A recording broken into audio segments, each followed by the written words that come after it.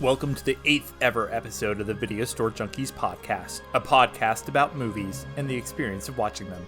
It's Friday night, so of course we are back in the video store, and tonight we are watching a classic of the sci-fi genre. Tonight we are going to do a deep dive on this film, and we are going to determine whether it deserves that designation. And just a word of warning before we start this episode, Paul was having some audio issues. His sound is a little choppy. He is not actually a robot in real life, so apologies for that. Every 5,000 years. Remove the shield. When the three planets are in eclipse, the black hole like a door is open. Evil comes, spreading terror and chaos. There's nothing that can stop this. There is only one thing. Perfect. The Mondachiwan have in their possession the only weapon to defeat evil. 4 elements, gathered around a fifth.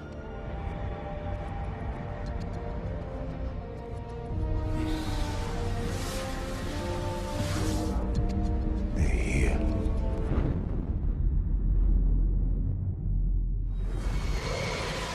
That's right. Tonight we're going to be talking about The Fifth Element. And I don't mean boron. I mean the stylish 1997 sci-fi action film starring Bruce Willis, Milla Jovovich, Gary Oldman, Ian Holm, and of course, Luke Perry. I'm Zachary Edgerton, and I'm rather appropriately joined by 4 other co-hosts tonight. So before we dive into our discussion, let's go around and introduce ourselves, talk about when we first saw this film and, what our relationship to it is, unless you're Bill, who hates it when I say that, so you don't have to talk about your relationship. And also, since there are 5 of us, let's say which of the 5 elements we think we are. And Renee, I'm going to let you start, so you get to pick the first one. Oh boy. Yeah. Well, to start, I'm sure I watched this movie when it came out back in the day, and I know that I loved it. And we'll talk about the evolving relationship that I've had with this movie as we go on. If I can pick of all 5, of course I'm the supreme being. What are you guys talking about? No, but if I had to pick an actual element, but I guess if we're counting 5, then there isn't. So I'm just gonna take it. I'm just taking you can call it. the supreme being. Yeah, I'm doing it. There you go. So who's next? Well, what's the point? Is like top that. I think Bill just snorted, so I think he volunteered to go next. Bill, let's see. I saw this movie. I did see it in the theater. I'm guessing when it came. What year is this? 1997. Oh wow, that late. Wow. So, well, now I'm thinking I probably that timing. I'm thinking no, I did not see it when it came out. I probably rented it on videotape and watched it with my ex-wife. Liked it a lot. I mean, I like eye candy. Got lots of that. I was a big, Bruce Willis was doing well at that time. He's had his ups and downs, but it's a good role for him and everything. I love Milla. I loved The Professional, so I was, at the time a big Besson fan and still a fan of some of his earlier works. What element would I be? I mean, she took the supreme being, so the rest of us are just, whatever. So, well, I'll take fire. I am the god of hellfire. Yeah, I mean, that's pretty cool. Fire gets respect. I mean, who's going to pick Earth? Well, I usually go last, so I'm probably going to be stuck with Earth. You're going to be stuck with Earth, It's like, I probably would have picked Earth if I didn't pick that one. So, Really? yeah. I was going to pick Earth until you just said who would pick Earth. I mean, it's Earth. well, then, Alan, why don't you go next and tell us who you are and tell us which element you are, most importantly. All right, I'm Alan, and well, I guess not Earth. I guess I'm I'll be water. It was mine. And Not this anymore.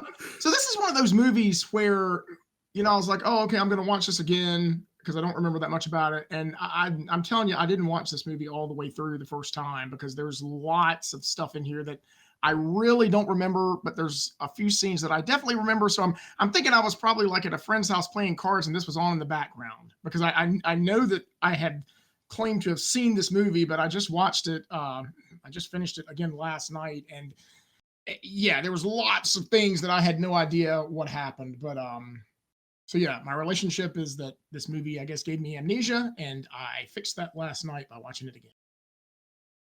Great. Well, I'm interested I would say I'm interested to hear if it held up, but I guess if you don't remember it, I'm interested to hear what your initial reaction is. Paul, what about you? So I remember when this came out. Now I remember at least thinking that they marketed it as like a super serious sci-fi film. Now I haven't watched the trailer in a long time, so maybe I misjudged that. But I remember at the time thinking it was that and had no interest in it. I was just like, I don't give a shit. It's just another, Bruce Willis being big star and blah. Who gives a shit? And then when it came out, it must have been on video or maybe it was on Showtime. I don't know. My in-laws were. I think this is when by the time they were living with us by this time. I think and they were watching it with my wife, and they were going to watch it. I'm like, yeah, you can start it up. I'm going to, put my oldest to bed because he was only a couple years old, and I'll come out and watch. So I came out just about the time the last Aziz light was being said, so I didn't miss that much. And I start watching. I'm like, wait, this is funny. Wait, what? This is funny. How is someone's supposed to be fun? And absolutely loved it. And since then, I can't even tell you how many times I've watched this movie. A lot. More so than I usually don't rewatch movies that often. But and a couple years ago, actually, the Alamo Draft House near us had a movie party for it, which was real fun. So my wife and I went and saw it, and that was great because they give you props and like everyone had a book of matches, which is really great to give people in a theater. And they had you light it during the final scene. They had like one match to light. And so They should do that with Inglorious Bastards too. Oh boy. You never know with them, they might. So yeah, I really enjoyed that, and that's my relationship with it. And what element I was going to pick water, because then I could say, well, much like Luke Besson, I grew up wanting to be a marine biologist, but no, I can't say that now because Alan took it. So I'll take wind. I'll take wind, air, I guess, because I'm just a blowhard.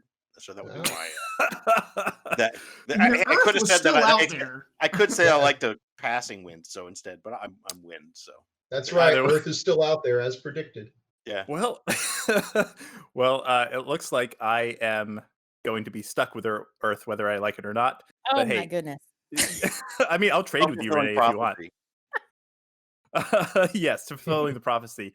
Yeah. So I guess how much time do we have? Geez, I know that you guys are probably tired. My stories get longer and longer every single time we do one of these. Maybe you should have been wind. I don't know. Oh, I probably should be wind. No, so I'm Earth because I'm salt of the earth. There we go. Okay. Yeah. Okay, I'll be wind. So I'm still fire because much like Luke Besson, he should die in a fire. We'll get to that oh part. Boy. Yeah. Oh yeah. Anyone who's tuning out because like that's mean. Yeah. Anyways, just wait. I would have said the same thing a couple of days ago. Anyways, so I'm gonna take you all the way back, not to 1997, but to 1996, because the first experience I had with this film was actually, and this tells you like how much this film is ingrained in my kind of memory in my teenage years, because I remember this very distinctly. But I think it was December of 96 or maybe January of 97. And I was actually going to see a different film. I was going to see Star Trek First Contact. And one of the trailers that played before that movie was a teaser trailer that was just a giant 5 flying through space. And then I think the text that shows up on screen is like, "It must be found," or something like that. And this was the days before the internet. So you didn't know, you hadn't already watched, the trailer online. You didn't already know what trailers were coming out. I had no clue what this meant. I had no clue what this was. But for some reason, it was so mysterious. It made a impression on me. And I remember going, and I think a month or two later, finding like a science fiction magazine like Starlog or something, and finding an article about it and be like, oh man, that sounds really cool. It's a movie with Bruce Willis. They showed some of the screenshots or some of the still images from the movie, and it looked like nothing else that had been out at the time. So I very distinctly remember being very excited for this film. I remember going to see this. I still remember I saw it at the Waverly Place Cinema in Raleigh, North Carolina, which it no longer exists, like many cinemas. I saw it with my older sister, Mina.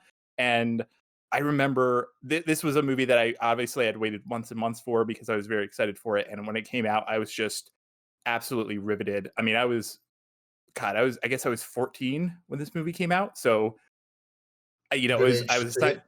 It's a great age to see it. You know, you have action. You have Mila Jovovich wearing Yeah. the thermal bandages for half the film. You know, what more could a 14-year-old boy hope for? And I also remember this film had a huge impact on me, and I watched it like 20 times. And I also very distinctly remember I was in like middle school at the time, and I remember evangelizing this film to a lot of people because it did okay at the box office. It was moderately successful, but it wasn't a huge hit. But I still remember telling everyone I possibly could about this movie, and so many people would be like, "Hey, man, yeah, watch that Fifth Element movie. It's really good." So I think like in middle school, everyone knew me as the kid who went around telling everyone to go watch the Fifth Element. So Oh wow. yeah, that was my. That tells you how much of a cool kid I was in middle school. Oh, So, yeah, wow. that's my background. That's my history. This is the first time I had actually watched it probably since the early 2000s. So it was very interesting to go back and watching a movie that I saw probably 20 times as a teenager, but I hadn't really watched as an adult. Always an interesting experience. So be fun to talk about it, and I'm interested to see how everyone else feels like it held up. So I guess we can jump right in and start talking about the movie. And I think we're gonna kind of go act by act, and starting with Act One, which is we're kind of introduced to the world. We're introduced to some of the characters. We're introduced to some of the aliens. We're kind of thrown headfirst into this weird world. I think that the biggest thing for me was like also putting in context, especially if you're watching this movie now when science fiction is cool and everyone goes Right. to watch Star Wars or Marvel movies, and it's kind of like a cool thing. But I feel like back in the 90s, like science fiction wasn't really that cool, right? Like I- this year, 1997 was the year that like the other big science fiction movie that came out that year was the 20th anniversary special edition Star Wars, which I mean Yeah. did well. I mean, it actually did better than this movie, but still, it wasn't like the thing that all the cool kids were seeing. It wasn't the thing that everyone was watching. Yeah. So it's kind of interesting that this film, I don't know, and we'll get into it when we talk about all the design and all that, but this is like a very stylish kind of sexy science fiction that honestly is probably more mainstream now, but at the time it was kind of like Yeah. surprising to see this on screen. To me, it kind of Yeah. has some anime elements too, and I'm not sure exactly where anime was at that time, but I feel like it was still kind of an underground thing that people would trade tapes back and forth, but it wasn't part of the zeitgeist yet. I just wanted to throw that word in there, possibly inappropriately. Yeah. So yeah, I mean, let's jump into the movie. And I mean, the first scene, we're kind of introduced to this world in, I guess, kind of a flashback. And I don't know, like I love this. I love the first scene. I remember, like I said, I remember very vividly watching this film for the first time. And I love how the first scene is just so moody, and you get that just space shot and the music, that very like almost guttural music. It almost sounds like almost the music of the spheres. It's that like very like elemental, no pun intended, music. Hmm. And then you get the spaceship coming in. I don't know. I love this. I'm also going to go ahead. We'll talk a lot about the people behind the scenes. Up front, I'm going to mention, and I'm probably going to mention him repeatedly, but Eric Serra's score for this, I love it so much. It's amazing how varied it is. He goes through like so many different genres in this, and also another integral part of kind of my teenage years because I got this on CD and listened to it probably 50 times straight through. So Did you try to get your friends? I use the word loosely yeah. in high school to buy the soundtrack too. No, I don't think I went that far. I think I Oh, good. Thank understood. God. I think I understood the extent of my love of this film versus the what a normal person would see. So Listen to this. It's Mr. Yes. Zorg's theme. Okay, dude. Back off. But listen, I mean, Zach, you were talking about how varied the score was, and that's something that really hit me with it. But the thing is, it doesn't feel disconnected, even though some scores are very thematically connected and stylistically very similar throughout with various. And this, yeah, it's all over the place. You have like you said, there's very ethereal things, and you have just things that even you like. At one point, I looked at my wife and said, was that a wolf howl that I heard just like show up Yes. in the middle of it? Yeah, and it just they're so varied, but they fit perfectly with the scenes that are going on. And yeah, it's pretty spectacular. Really well I done. mean, yeah, I think this is the only film I can think of that has both opera and reggae in the score. So, Yeah. uh, I also say the and I'm sorry, I'm talking about my childhood a lot tonight, And but I assume the soundtrack also had Beastie Boys on it, right? Because that was the closing song was from the Beastie Boys. wait, If did you watch watched it the all right the way to movie, the end of Alan? the credits? They closed it out with Beastie Boys. Wait, don't you feel bad now that Alan is like waking you up to something you were unaware of? wait, the Beastie Boys was on the soundtrack? Or Alan Okay, I watched don't the know. I wrong don't know movie, about the which is another soundtrack, I but think possibility. you I watched the wrong just- movie. Yeah, no, I mean the very last song at the end of the credits is "What You Want" by the Beastie Boys. I thought it was very weird too, but I think you watched the wrong movie, Alan. I don't know. He's saying this with a lot of confidence. I'm tending to no, believe him. yeah, I mean I just watched this last night. The last thing I saw or heard was the Beastie Boys. Because the credit song is actually the one thing I don't like, which is it's also a song by Eric Serra called "Little Light of Love," which I always skipped on the soundtrack. I don't hate it quite as much, but as a kid, I was like, that's not great. I have no idea what you're talking about. Maybe But- the Gonna get pirated copy interesting. you grabbed, Alan, had like something stuck in there. Was this just like a Chinese DVD that? Hey, maybe somebody added it, and maybe that was something from like I don't know, but yeah, on my version that I watched last night, as the credits are going off, it closes out with Beastie Boys. I'd say it was right before the stinger with Gilbert Godfrey that comes on. Don't you remember that?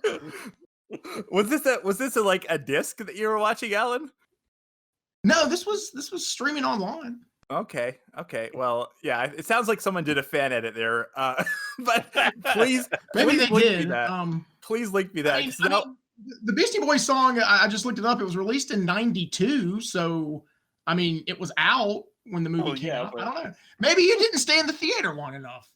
I to am see, I am very interested now. Please link me. And I've just looked it up and I see no mention of the Beastie Boys anywhere in relation Oh, to okay, this that's movie. interesting. All right. I'm No, gonna have yeah. to play it again and record it for you. Paul, you keep Yeah. making Gilbert Yeah. Gottfried jokes, but if they ever remake this, you know he's going to play the Chris Tucker role. Oh my god. Oh my god. Oh gosh.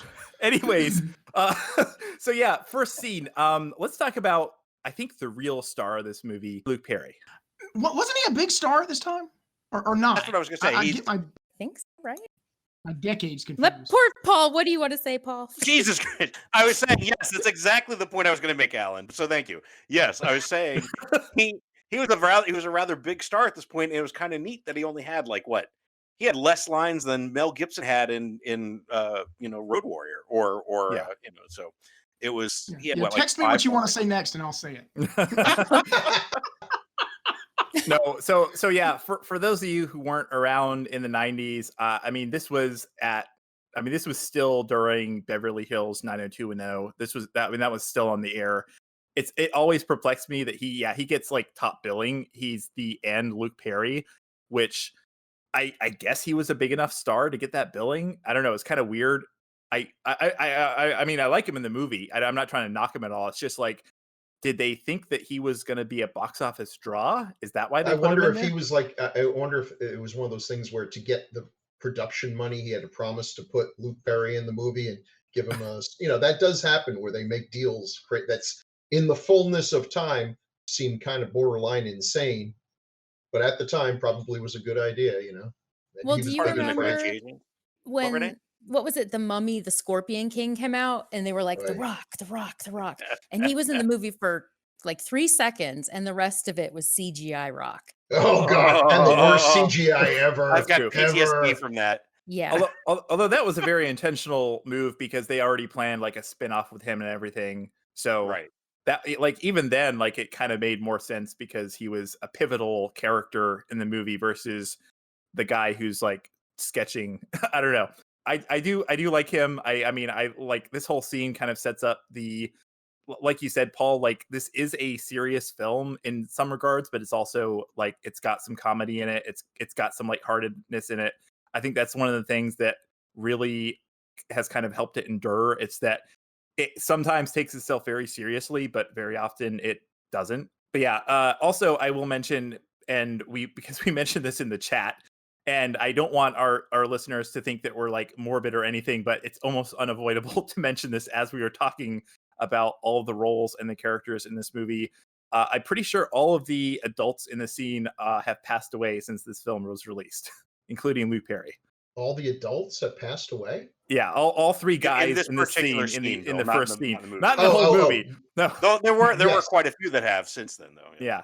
No, Yeah. we were just Huh. talking about that, and that's kind of a sad side note because What we were did Luke talking about Perry die of? I mean, now you say this, I'm remembering he did die at a ridiculously young age. he died. didn't Yeah, he died like 2 years ago. Yeah. Let's see. I think he had a stroke apparently. Huh. Yeah, That's what he was it was. 52. Oh, geez. Yeah, I know. God. Yeah. So I don't know. Any overall comments on this? No, it's a cool scene, and you know what? Now, well, I mean, maybe not at the time because that's all we had, but now that I watch it, I'm like, oh, good, practical effects. You know, as soon as Yes. those aliens come lumbering off, it's like there is some poor son of a bitch stuffed into that costume, sweating his balls off. The people that were in there had to be at least 6 foot, to be in those costumes. And it was funny. We were watching a trivia thing. It was like, and it took 3 people 40 minutes to put him in. I was like, oh, come on, that's not that big a deal. It took us 3 people 4 hours to make a mummy. I said Yeah, 3 people true enough. 40 minutes was nothing. So Yeah, they had it easy. You know, they could have just had 2 midgets, one standing on the shoulders of the other. I mean, you need to think outside the box sometimes, folks. but they're I cool. love the designs of those. Oh, they're And great designs. Impractical. I'm pretty sure that's a species that would have died out because very slow moving. They well, really they're need but to have. they're a very spiritual species. Yeah, that spiritual's nice, but sometimes you got to catch some food or something, you know. Yeah, apparently the spikes on their backs indicate their ranks too. When you watch it Oh. again, they have different Oh. spikes, more spikes, higher. So the rank. more spikes you're born with, the higher rank you go. I can't say Those, we do it any those were better. outfits. Yeah, I took them as they were sort of like the Oh. Yeah. Orlons from Babylon 5. That was Yeah. their So their suit. the was higher different. you go, the more spikes they shove on your back, which I don't know, it doesn't really make your life any easier. Tears up the upholstery, something awful, but okay, you know, What who can am I I to say? judge? Yeah. I mean, they came, they saw, they conquered, they saved, they did everything they could, and they got taken out like bitches by a couple of ships from Battlestar Galactica. So Well, what I like about, just kind of going back to this scene, what I like about it is it actually sets up the stakes pretty well. it That gives you you put in it there. subvert. Yeah, it gives you. You're right. That's a good point about the stakes and the fact that you have this priest there, who's not a bad guy, but he is trying to poison a couple of folks who have done nothing wrong other than just be good at being archaeologists. Yeah. You He's know, he's basically a Knight Templar. yes, yeah, you know, again, sometimes you can't make an omelet without breaking a few eggs. And you know, this is a secret so big he's willing to do something that he's pretty sure is going to send him straight to hell. And he believes in hell, so there you are. And yet he's going to do it anyway. And it's like, ooh, well, he must know something we don't. So yeah, the stakes are pretty high. And there's evil, and they have these really important rocks. And this is reminding me more and more of the Snyder Cut every time we talk about it. You know, Before we started recording, Bill pointed out that he is fresh off watching the Snyder Cut, so I'm sure he'll be mentioning it a lot it's today. fresh on my mind because you know a quarter of my day yesterday was spent watching it, so that tends to leave a mark. Yeah. Now, I do actually want to use something you mentioned, Bill, as a segue because I have a raging migraine tonight, and Oh, my sorry.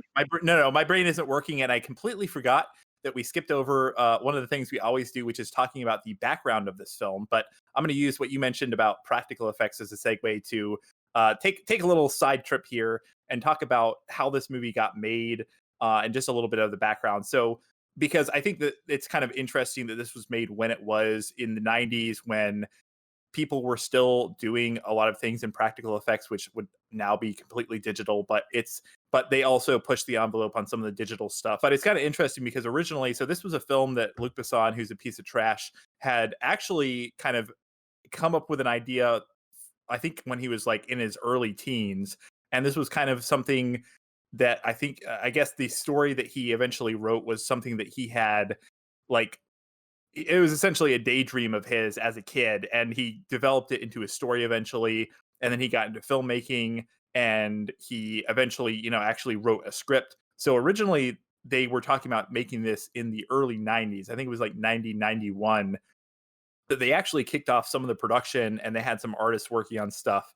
And I think it's kind of actually fortuitous that this got made when it did, because I feel like if they had tried to make this film in the early 90s and they didn't have access to some of those digital effects that kind of matured in the later 90s, I think it would have been a much different film. Yeah. Is there anything else, Renee? I know you take a lot of notes and you do a lot of research. Is there anything you want to talk about in the background of this film before we actually talking about the movie? Not really, other than just to say that it reads like something that was written by a horny 16-year-old. Yeah. You're we not can talk wrong. about that too, but I actually do. There's a couple things production wise that I thought were kind of Yeah. interesting. Is that didn't the production team have a couple of really well known sci-fi comic artists in there? I know, like Mobius. Yeah. One of them, and Is that how Yeah. you pronounce his name? I've always kind of wondered. Is it What's that? Mobus or Meebus? Mobius I always or thought Meebus? Mobius. I think I like as a well, I guess I always pronounce it Mobius as if it was the Mobius strip, but I don't know if that's Yeah. actually spelled the same way. Okay. But I horribly mangle crap like at any time. Yeah. Well, But anyway, his real name is apparently Jean Girard, which I never actually knew. I always just knew him as Mobius. oh, I'd but totally go for Mobius too. if Yeah, that were my yeah. real name.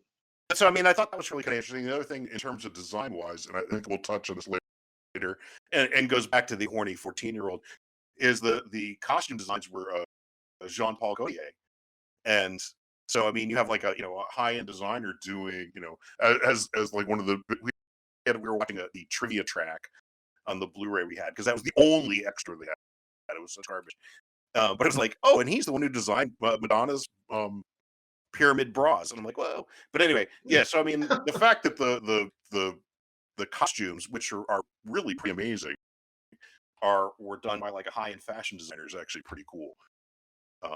Which I thought was interesting. But those are just kind of two things I agree. production wise. Yeah, costumes are amazing.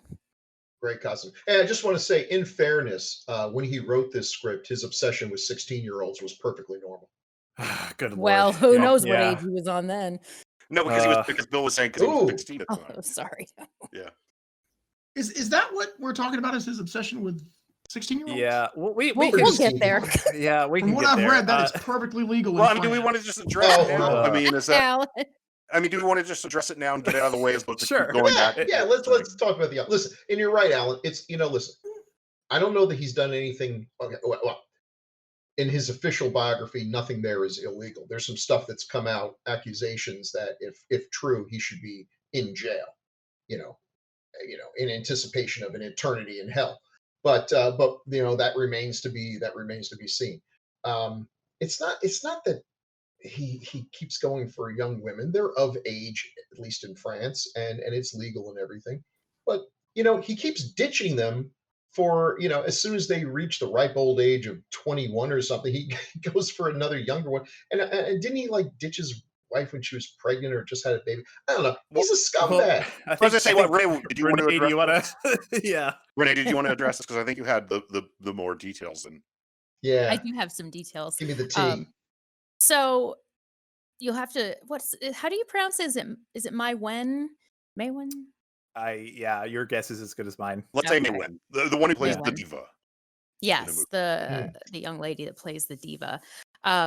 She met Luke, as Luke piece of trash Besson, when she was 12 years old. He was 29.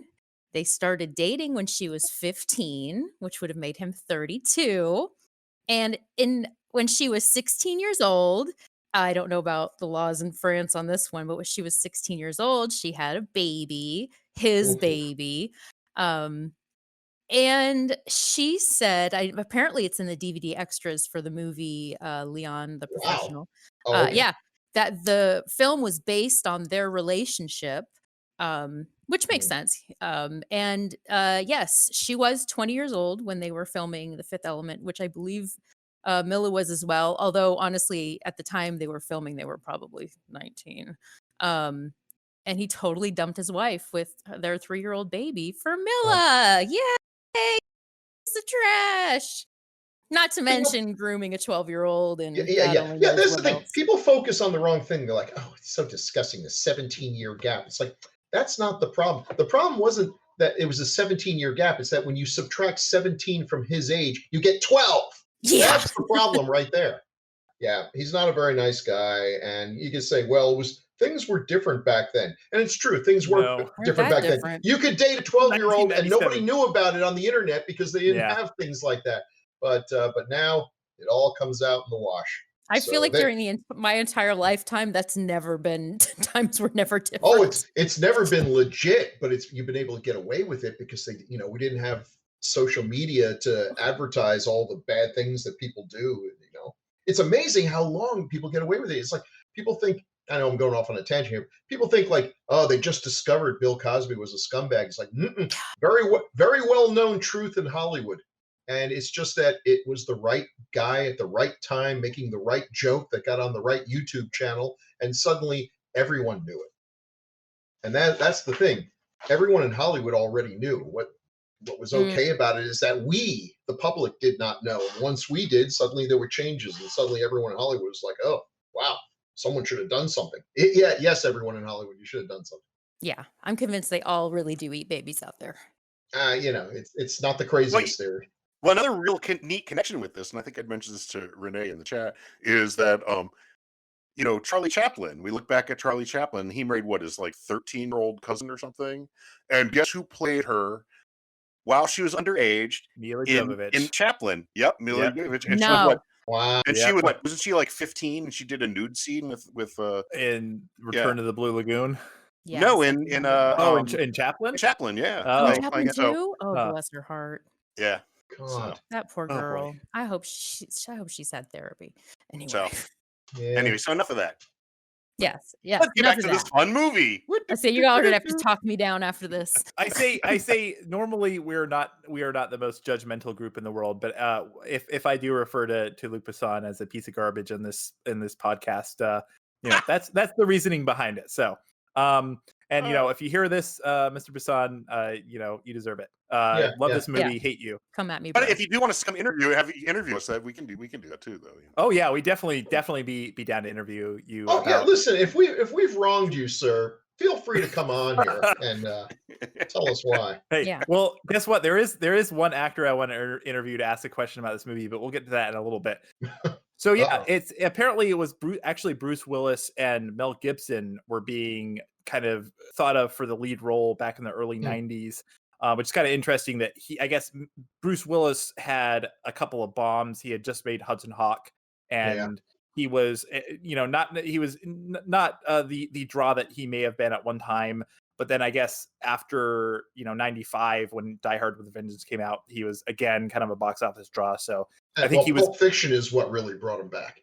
That's true, yeah. Pulp Fiction, and I guess that's true. Listen, I will tell you something. When I went to see Pulp Fiction and Bruce Willis's name came up on the screen, there were actual groans. Oh yeah, Really? But then, and I'll tell you the exact moment when he's in the pawn shop and he picks up the samurai sword. There were cheers. There were a lot more cheers, and by the time it was over, everyone was on this guy's side. I mean, I was watching a career be revitalized right in front of my eyes. Yeah, it's funny because I always think of Pulp Fiction as revitalizing Travolta's career, but not necessarily Willis's. But yeah, interesting. Yeah. Okay. Well, hey, let's go back to Egypt, 1914, where a bunch of morbidly obese aliens are taking a relic out of this temple. I think the thing I love about this scene, and I'm going to say some stuff about this movie that sounds like I'm bad mouthing it. And I'm really not, but this is just like observations I've made rewatching it as an adult. But there's really not a lot to this movie. There's actually not a lot at all. But I love the fact that it's so well made and it's so well paced that I don't know, it still tricks me into thinking there's more to it than there is. And I think Yeah. that this scene almost helps because it almost feels like a world building scene. When you really think about it, there's not really a whole lot of world built in this movie. It's more aesthetics, and that's fine. But I Mhm. do appreciate the fact that it gives you a little glimpse into the kind of backstory of this world. That's a good point, and there is surprisingly little plot, and I think one of the reasons why movies that I think have tried to be the next Fifth Element, like Jupiter Ascending and some others that I actually can't even remember their names, is they're nothing but plot. It just Yeah. plot after plot. The description in Wikipedia takes so long you're exhausted. You get bored even just reading it there. And this one, yeah, it's pretty bare bones, but they fill it up with good. So you don't have to have plot twists every 5 minutes to keep people's interest. Actually, after a while, you lose interest when there's too much of that. There's a lot going on visually, the Yes. costumes and just everything else. It's visually interesting. Yeah, I don't need to Um, also keep track of names and places and plot. Right.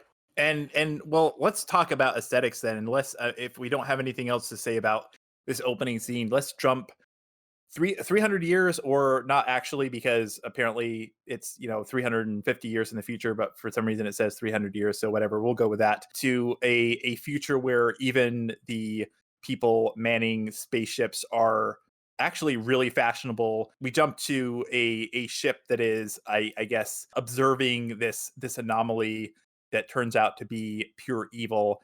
And there okay, so there are a lot of actors in this movie that I want to just mention really quick as we go through. But the one I really want to mention, I for some reason, okay, I watched this movie when it came out.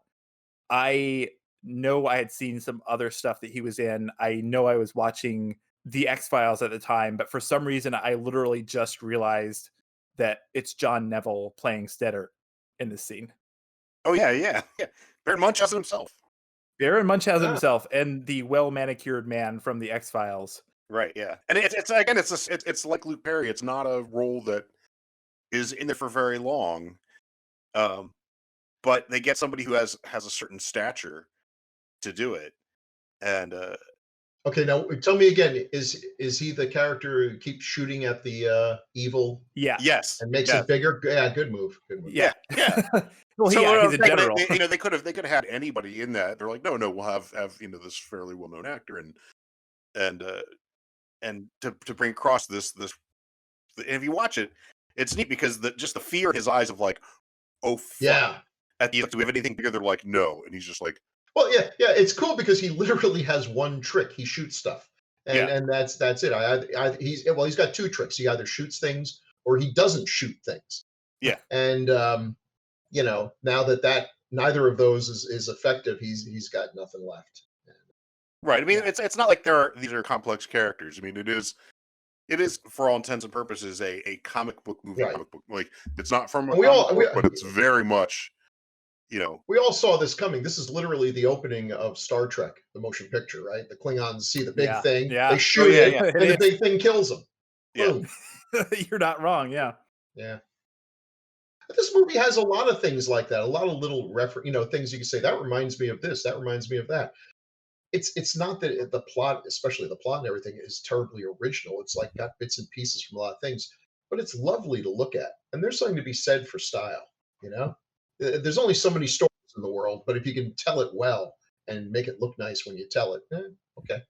Well, and not just the style in terms of also the casting. I think it's perfectly cast. I love like Yeah.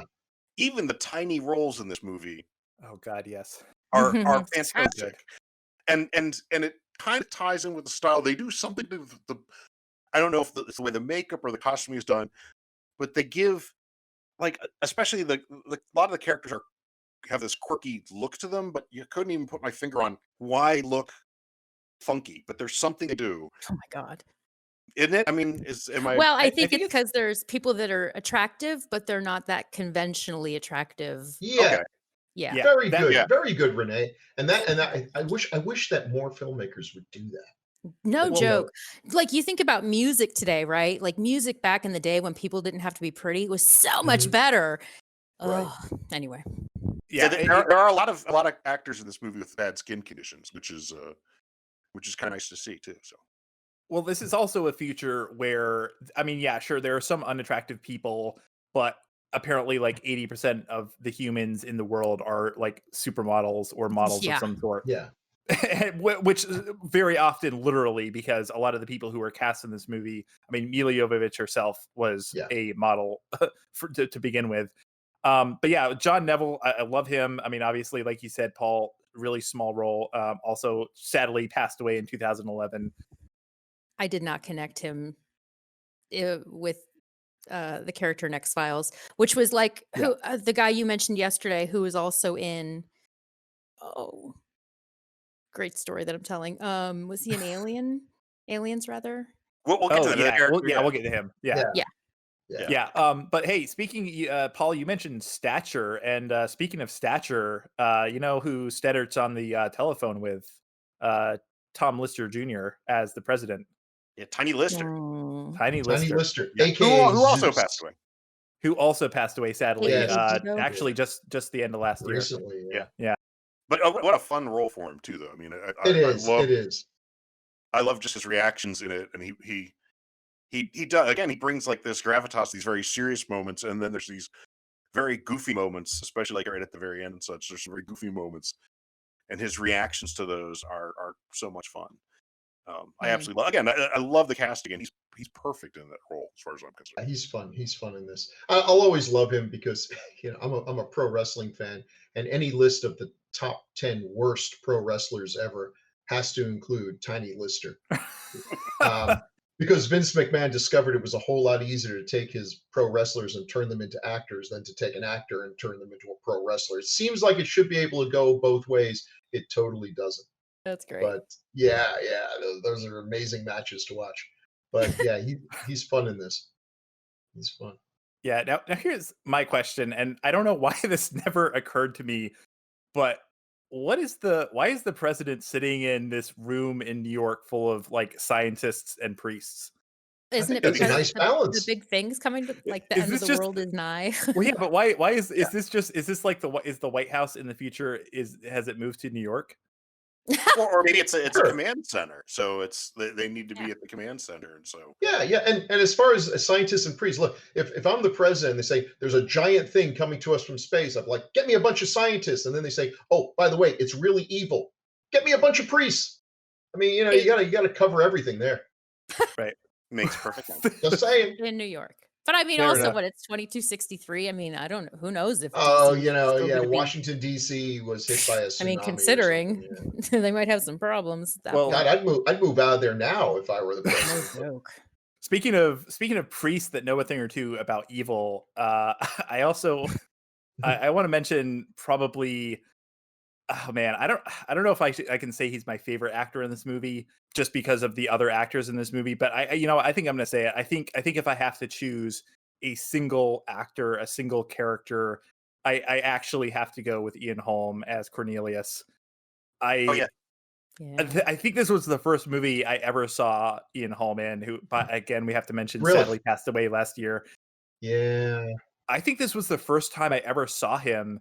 And this was kind of, I hadn't seen Alien yet because I wasn't allowed to. I hadn't seen stuff like Brazil. I think this was really like the film. Actually, him and Gary Oldman. I think this was kind of the film that was kind of my frame of reference for everything else that came after. Yeah. But he's so good because he does bring like, whereas some of the other characters like, Lister is there. I mean, I don't want to say he's not a serious actor, but he does have a lot of kind of comical elements to his portrayal, whereas like Ian Holm is definitely like there to be kind of like the straight man, and he's very serious, but he just, oh my god, he brings such a presence to the screen that I miss so much. serious, but he does have some really funny comedic bits as well. Just his reactions a lot of time.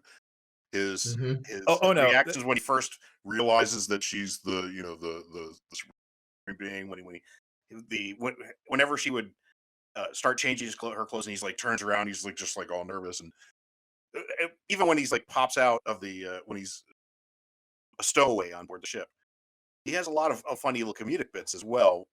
in addition to bring that seriousness that he needs because he is trying to defend the world or the universe or whatever with it. Mhm. Yeah, I guess that is true. I guess I actually there's one scene that we'll get to at the end that it's maybe the funniest just exchange of looks in the entire movie that he's involved with. But yeah, so we're kind of introduced to this world. I mean, the one thing I'll say about this movie, I mean, it is 2 hours long, but it does seem to clip along at such a good pace. And I think, Bill, what you said about this movie doesn't try to cram too much plot into the story, which no, I mean, that sounds like a bad thing, but honestly, I think it's to the benefit of the film because everything that's happening, there are very few like exposition dumps. Everything that's happening is moving the story along.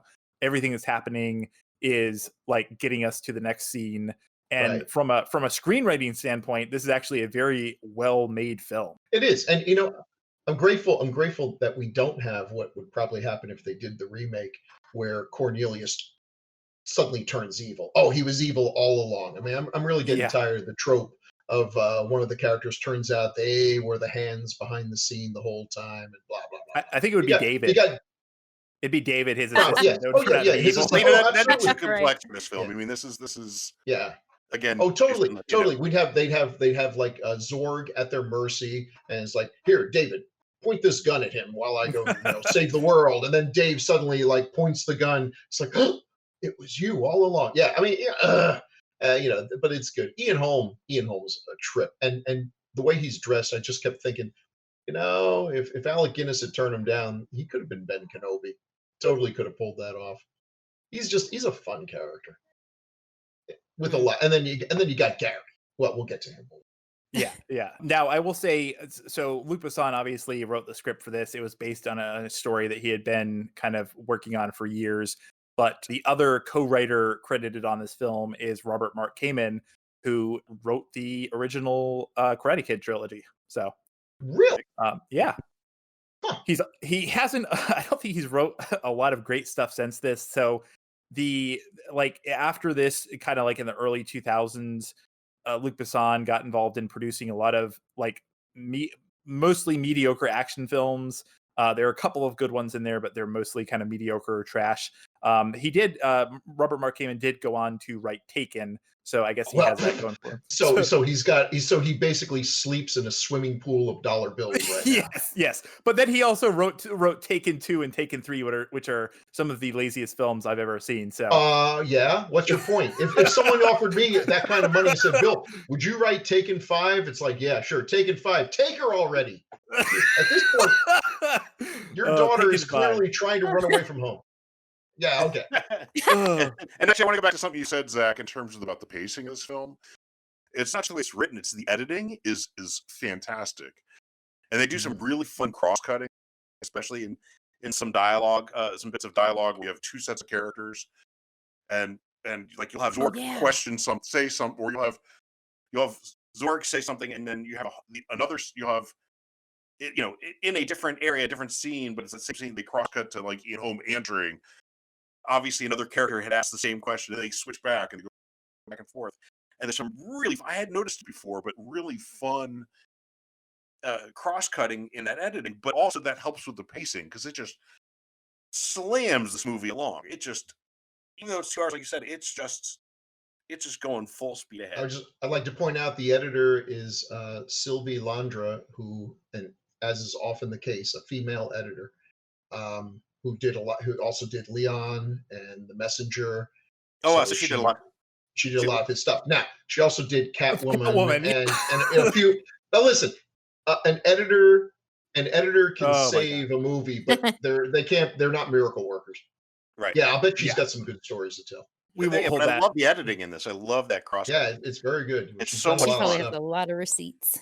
Yeah, it's actually funny you mentioned that because I watching this as a a teenager, and there were a lot of things that I could immediately identify that I loved about it, but I don't think I ever picked up on the fact that it's so well edited and paced. And like you said, a lot of the stuff I remembered, like the scenes I remembered, but I didn't remember how they cross cut it. Like the scene where Zorg is, I think it's the scene where he's with the the Mangalores, and he realizes the stones aren't there, and it cuts to Leeloo laughing.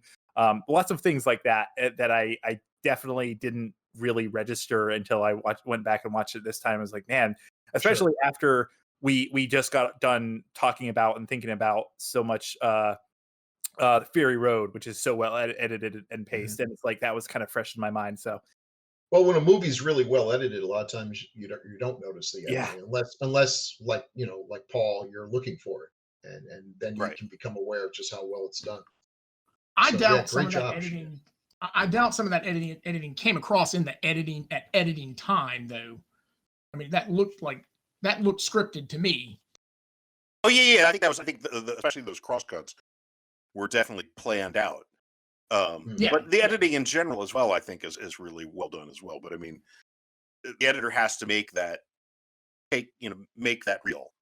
So yeah, you're right. I think it was planned out, Alan, I'm sure. Right. Although maybe it wasn't, and that would be a great editing feat. Oh, yeah, it could be. You never know. That could be an addition. Hey, I saw you did this dialogue. Wouldn't it be cool if we put that together as opposed to more linear? So we were talking about. You mentioned Zorg. Do we want to jump to him, or do we want to? Well, I think first we're sorry, we're kind of jumping around, but if we're going in linear fashion, then we actually need to talk about. I guess you could argue he's the protagonist of this film, although maybe that's debatable. But I think we need to talk about Mr. Corbin Dallas first. Yes. Renee, do you have something? Well, I was going to say, I think he most certainly is the protagonist of this film, and I will Mhm. explain that to you more later. But yes, Uh-oh. I will tell you, I like Bruce Willis. I think Mhm. he's always been fun, and I enjoyed him, so I was kind of happy to see him in this role, and he's always good for kind of comedic action dude. Yeah, and I think he's a better choice than Mel Gibson would have been for this role. I mean, I like Oh Mel my God, Gibson a lot, yes. but Bruce Willis has that. I mean, one of his gifts is that he has that everyman who can still, when he needs to, do super heroic stuff. He's got that vibe. It's believable that this guy drives a space cab and Yeah. has a lot of points on his insurance, and yeah. So it's a better fit, I think, than the idea that Mel Gibson is Mel Gibson in the future, and he's just a schlubby cab driver. But the thing is, Corbin Dallas isn't just a schlubby cab driver. That scene, No, he's when you first watch the scene, they throw so much information at you in the first time Yeah. you see it. It's just information overload. When you go back and watch it again, you can pick out all the information. He's only been a cab driver for 6 months. Prior to that, he was a highly decorated special ops, Yeah. yeah. special Paul, forces he's and just stuff. trying to plant a seed for something that I'm going to say later, but sure. Okay, Paul, go ahead. But that's true. I mean, I'm sorry. I was just jumping ahead. I know. But it is. That's where I noticed it in the scene, though, was just the amount of information that's thrown Yeah. in. Is And he is a amazing. good cat dad. So Yes, yes. Yeah. And also, one of the bits of information that we Save the cat. caught, I want to throw it to somebody else, either Renee or Zach, because they're the ones who caught it. Was what date does this movie take place? oh, that Not would the be year, but Zach. what's the day? Are you Wait, me or asking me? Zach? Yeah. Zach, you're the one who threw it up. I Okay, thought about it- that when I was watching the movie too. It takes place on March 18th, 2214. which Yeah. was right, but it takes Yeah. place on March 18th. Yesterday. Yesterday. It was yesterday. And the reason why it's March 18th is because that is Luke Besson's birthday. He turned 61 yesterday. So we're Which recording we this on, will not be wishing him a happy birthday. No, we but won't. we're be a piece of recording this trash. on March 19th, which happens to be Bruce Willis's 66th I birthday. think he's still he nothing horrible has come out about him, right? We can still wish him a Not happy yet, birthday. yeah, as far as I know. So, Not yet. Yeah. so anyway, this is Give it Bruce time. Willis. We'd like to wish Mr. Bruce Willis a happy 66th birthday. Yeah. Yeah, happy But neither- birthday. most of Actually, us- by the birthday, time Bruce. anybody hears this, he'll already be 66. exactly, but we It will, were, yeah, it most will, of us but, watched this. It's the thought that counts. We watched Yeah. this last night, and we're like, wait a second, holy shit! We're watching it on the date of of the movie, which I thought was cool. And you knew Bruce Willis's birthday how? Because I looked it up. I think because I think Oh, okay. I think I- Tattooed on his inner yeah. thigh. You know, it's too bad you didn't go to high school with Zach back in the day, because I think you guys would have been good friends. Oh boy, you have anyway, no idea. I thought that was kind of a neat. Now, the other thing I love about this scene, speaking of Mel Gibson, there was a gag that we mentioned in Beyond Thunderdome, the whole like unloading a bunch of weapons gag. He kind of reverses the gag in this movie because when and let's also who was it that was mentioning the mugger? Was that you, Renee? No, that was me because That was Yeah. you. Okay. my wife absolutely loves him. Yes, of course. But tell us what you realized about his other credits. Well, he's a director as well. So he directed Gothica, and then what else did he direct? I can't remember. You pulled it up. Well, so he has, and I'm sure I'm going to Babylon pronounce 80. it wrong. He did one film that was actually pretty well acclaimed called, I think it's Lahane. Well, his name is Matthew Kasovitz. Kasovitz. Yes, Yeah. Matthew Kasovitz. Yeah.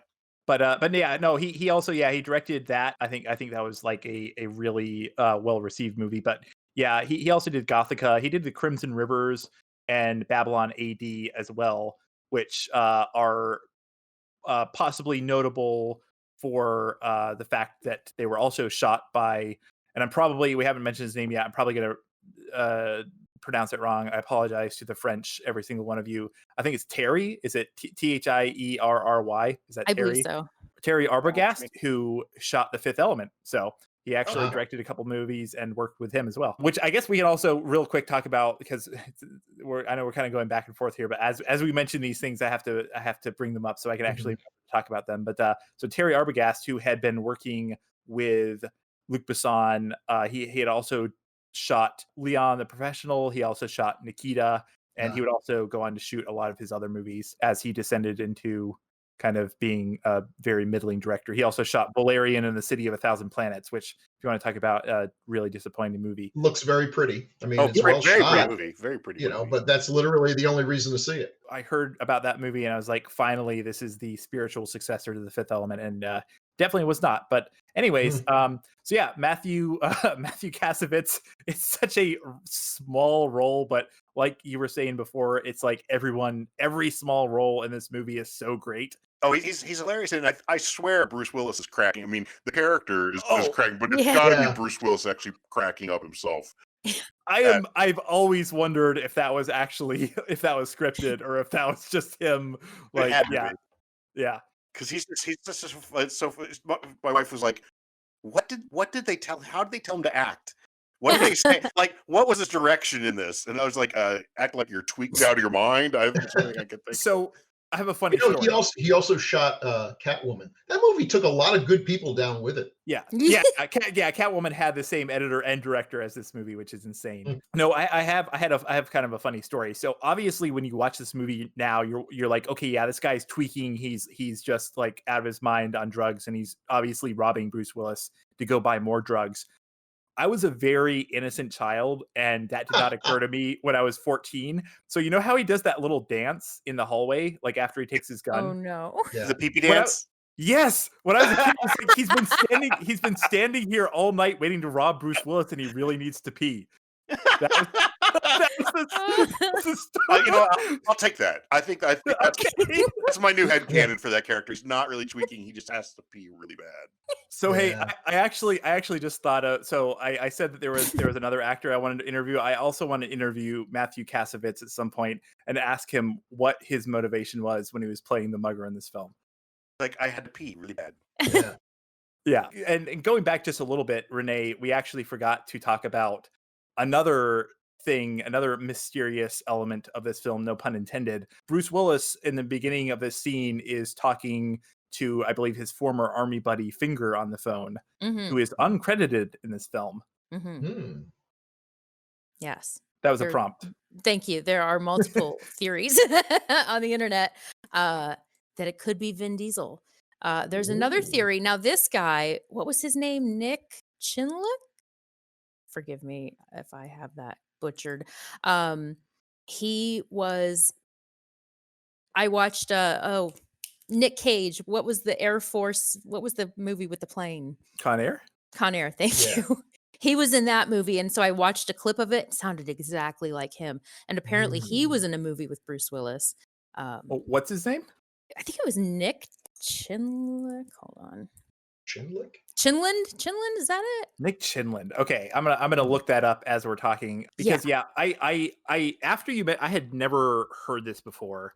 The thing about Vin Diesel, and I don't think I ever actually realized that this role, the voice credited. So when I was like, okay, I looked it up and him actually confirming it, or anyone who Was was Vin involved in the Diesel film was actually. Vin Diesel a big deal in No, 1997?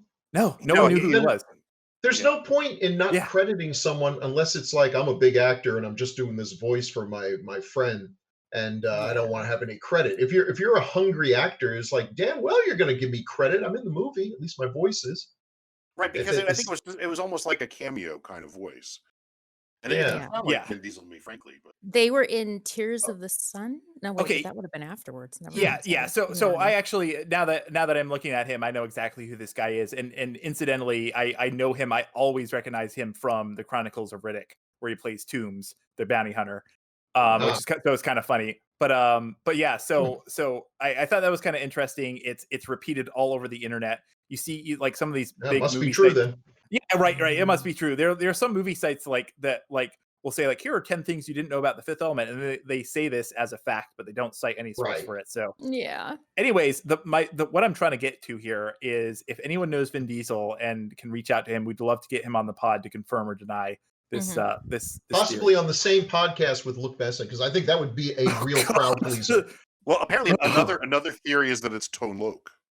So, and wow. if Tone Loc would like to get on our podcast, I don't. He's Or doing yeah, honestly, Nick, if Nick Chenlin wants to get on our podcast as well, because Yeah, I love him because I love him in Zach, Chronicles of Riddick. maybe I missed it, but did you ever actually get to the point? Because it's a good one about the trope, the having all the guns on you, that they kind of reversed it with that. Yeah, Oh, no, no. that was a throwaway reference to that. But yeah, I think it's funny because he the fact that he gets robbed all the time, that he has this huge pull down like accessory where he's just putting all of these weapons in there is pretty funny. Yeah. Or at least that's what I assume. I assume it's supposed to be like these are not Bruce Willis's guns. These are the guns that he's taken from all the people who have tried to rob him. Yeah, that's what it looked like to me. So, Which is so that's kind of a funny subversion of the badass hero unloading all of his guns. Like he's just taking guns from people and storing them away safely where they can't hurt anyone. now I think we're missing like one of the most important characters in the scene. Uh-oh. Oh God, yes. The cat? I get it every time. Somehow, I think they filmed these scenes in London. I think because Luc Besson wanted to film in France, he had to shoot in London instead. Somehow, some like animal casting director was given the order, okay, we need a cat, but not just any cat. We need a cat that looks like it's on speed and possibly has some sort of mental disorder. Go. And they got the derpiest looking cat I had ever seen in my life. I laughed every time. Cross-eyed Just cats like are great. they're like slightly cross-eyed, just a little. Yeah. Yeah. Yeah. My So friend had a a cat cross-eyed that's on Chinese. speed and has mental issues, you could have just stopped at a cat. Like a cat. Aw. Bill's like, I have 6 of those. Yeah, I know a 7. I know of which I 7. Oh God. Yeah. Last I checked, anyway. Oh, good Lord. Yeah. Everyone makes fun of me, but Paul is, has gone from 0 to 8 in record set time. We cycle them out though. Only 4 of them are permanent residents. Yeah, but the funny thing is, Bill, and the listeners don't know this because I usually edit it out, but at least once an episode, like a cat attacks you or something, and we get to hear it for like 5 minutes. So that's why we laugh at you. That is true. Well, I get it. We don't, there isn't much world building, but there is, I think, in this in terms of the compactness, how everything slides into something else, how everything's kind of just dirty. I don't know if it's dirty, but just kind of very worn down. And like it's a shitty apartment for him to be living in. Yeah, it's really more like a jail cell than Right. apartment. It is economy, and I do love though that even if it's not world building, but there is foreshadowing constantly, because in this scene, the cat's watching TV and they're talking about the Gemini croquet contest, and obviously that comes back up shortly. But I love the fact that all these little things are kind of foreshadowed and mentioned, so that when they come up, they don't seem like, oh, just a random, plot twist. Like, okay, they were kind of hinting at this earlier. Well, yeah, I mean, the fact he's trying to quit smoking, so he has 4 cigarettes and he only has 4 Yeah. matches, and he goes Yes. through 3 of them. And my Mhm. wife pointed out, she's like, "Do you look at a cigarette? It looks like it's about Yes. 80% filter Yes. and Yes. 20% actual That's pretty damn cigarette." funny. I Yeah. thought that was hysterical when I realized that. It's like, is he smoking it backwards or like, oh no, it's just I thought it was backwards too, but now it kind of makes sense because there was that whole stop smoke, like I will quit smoking robot thing. Yeah. No, So Paul. there's- Same. I've watched this movie like 20 times, and that granted, I was when I was younger, and I probably didn't like. I'd never smoked, and I still haven't smoked, but I didn't know how cigarettes work, so I was like, okay, that's. but now I'm like, okay, that's really funny. so the world that he lives in. I mean, this is your typical, atypical science fiction world where it's a mix of really spectacular futuristic stuff and things that are not even used today. So we're in the future. We have flying taxi cabs, and he's still using matches. I don't even know anyone today who uses matches. right. We True. invented I think lighters decades ago. But by giving him matches, it limits Yeah. how many times he can light a cigarette. Oh. Ah, Granted, he only has 4 Or light cigarettes. candles. Plus, if he had a lighter, then it'd kind of ruin that whole ending. Yeah. well, it's true. because matches are cool. You can strike it on your pants or on, in the Yeah, I want to see you strike a Kinski's match. hunchback or something. right. I've never been able to do that. I saw all that crap on TV when I was little, and I got some matches, and I tried to strike them on a bunch of things, and the only thing I could strike them on, other than the thing that they give you, is I think I got them to strike when I rubbed them against some concrete one time. I was gonna say in the driveway. You can get They're like little some fire called starter strike kids. anywhere matches. Right. That Those have a little things bit will of extra combust. crap on the end. Lie. Yeah, Yeah. if you walk around with the box and it shakes too much, it might just combust right in your pants. So you're taking a risk with those. Safety tip for all our audience out there. Don't wear corduroys for God's Don't sake. wear corduroys. Just don't wear anywhere. Don't wear corduroys. corduroys Not anyway. because of the match. Not because of the match. It's a bad look, really. Did you hear about the Yeah. corduroy pillows? Oh, They're making headlines. Oh, boy. Anyways, Oh, we can't hear you, Bill. You Yeah. seem to have dropped off. yeah, he dropped out again. Is this on? Is this on? Come on. Hey, dads appreciate it. Speaking of narrative dumps, so after this we kind of get, and again, I never realized that this is such a thin background, such a thin exposition, but we do get the scene where Cornelius is explaining the concept of the evil and the fifth element to the president, Yeah. and it's pretty light. It's there's not a whole lot to it. It's 20 seconds long. It is. Yeah. He's like, yeah, all I need is 20 seconds. And it's 20 Yeah. seconds. That's why I said it's evil, and you shouldn't shoot it because that'll just make it mad. Yeah. And they don't listen to him, and he's right. Boom. We don't need a Which- big philosophical discussion. For some reason, I remember there being a lot more like lore here, but nope, it's not. They don't even. I don't think they even like name what it is. They don't even have a name for it. It's just like, yep, it's just evil, Yeah, no. and that's it. Yeah, can I know this is jumping ahead a bit, but did I miss something? Because I might have been multitasking, but the evil, Mhm. the evil at some point calls up Gary Oldman. Right. Yeah. And tell on the phone as evil Shadow does. Gary Oldman, yeah. Yeah, Mr. Shadow calls him and tells him, "Hey, dude, what's going on?" He's like, "Oh, everything's fine." Yeah, well, you're bleeding, and okay, is that the last we hear from him again? Because I was sort of waiting for the end, for some big, look, it's evil, and that's how he dresses. And he says a couple of things, and then we get rid of him and all. But it's like, I never really. That's it, isn't it? That's the That's sphere. the only time we have the voice for Yep. Mr. Shadow, which is The thing that's calling him is the sphere, though. Yeah, but does he do anything else? Like Does a he, little He Rotary flies thing. towards space and towards the Earth and almost destroys it. Yeah, but in all that time, all he thought to do was make one phone call. I mean, That's I mean, he's all efficient. he needed to do, Bill.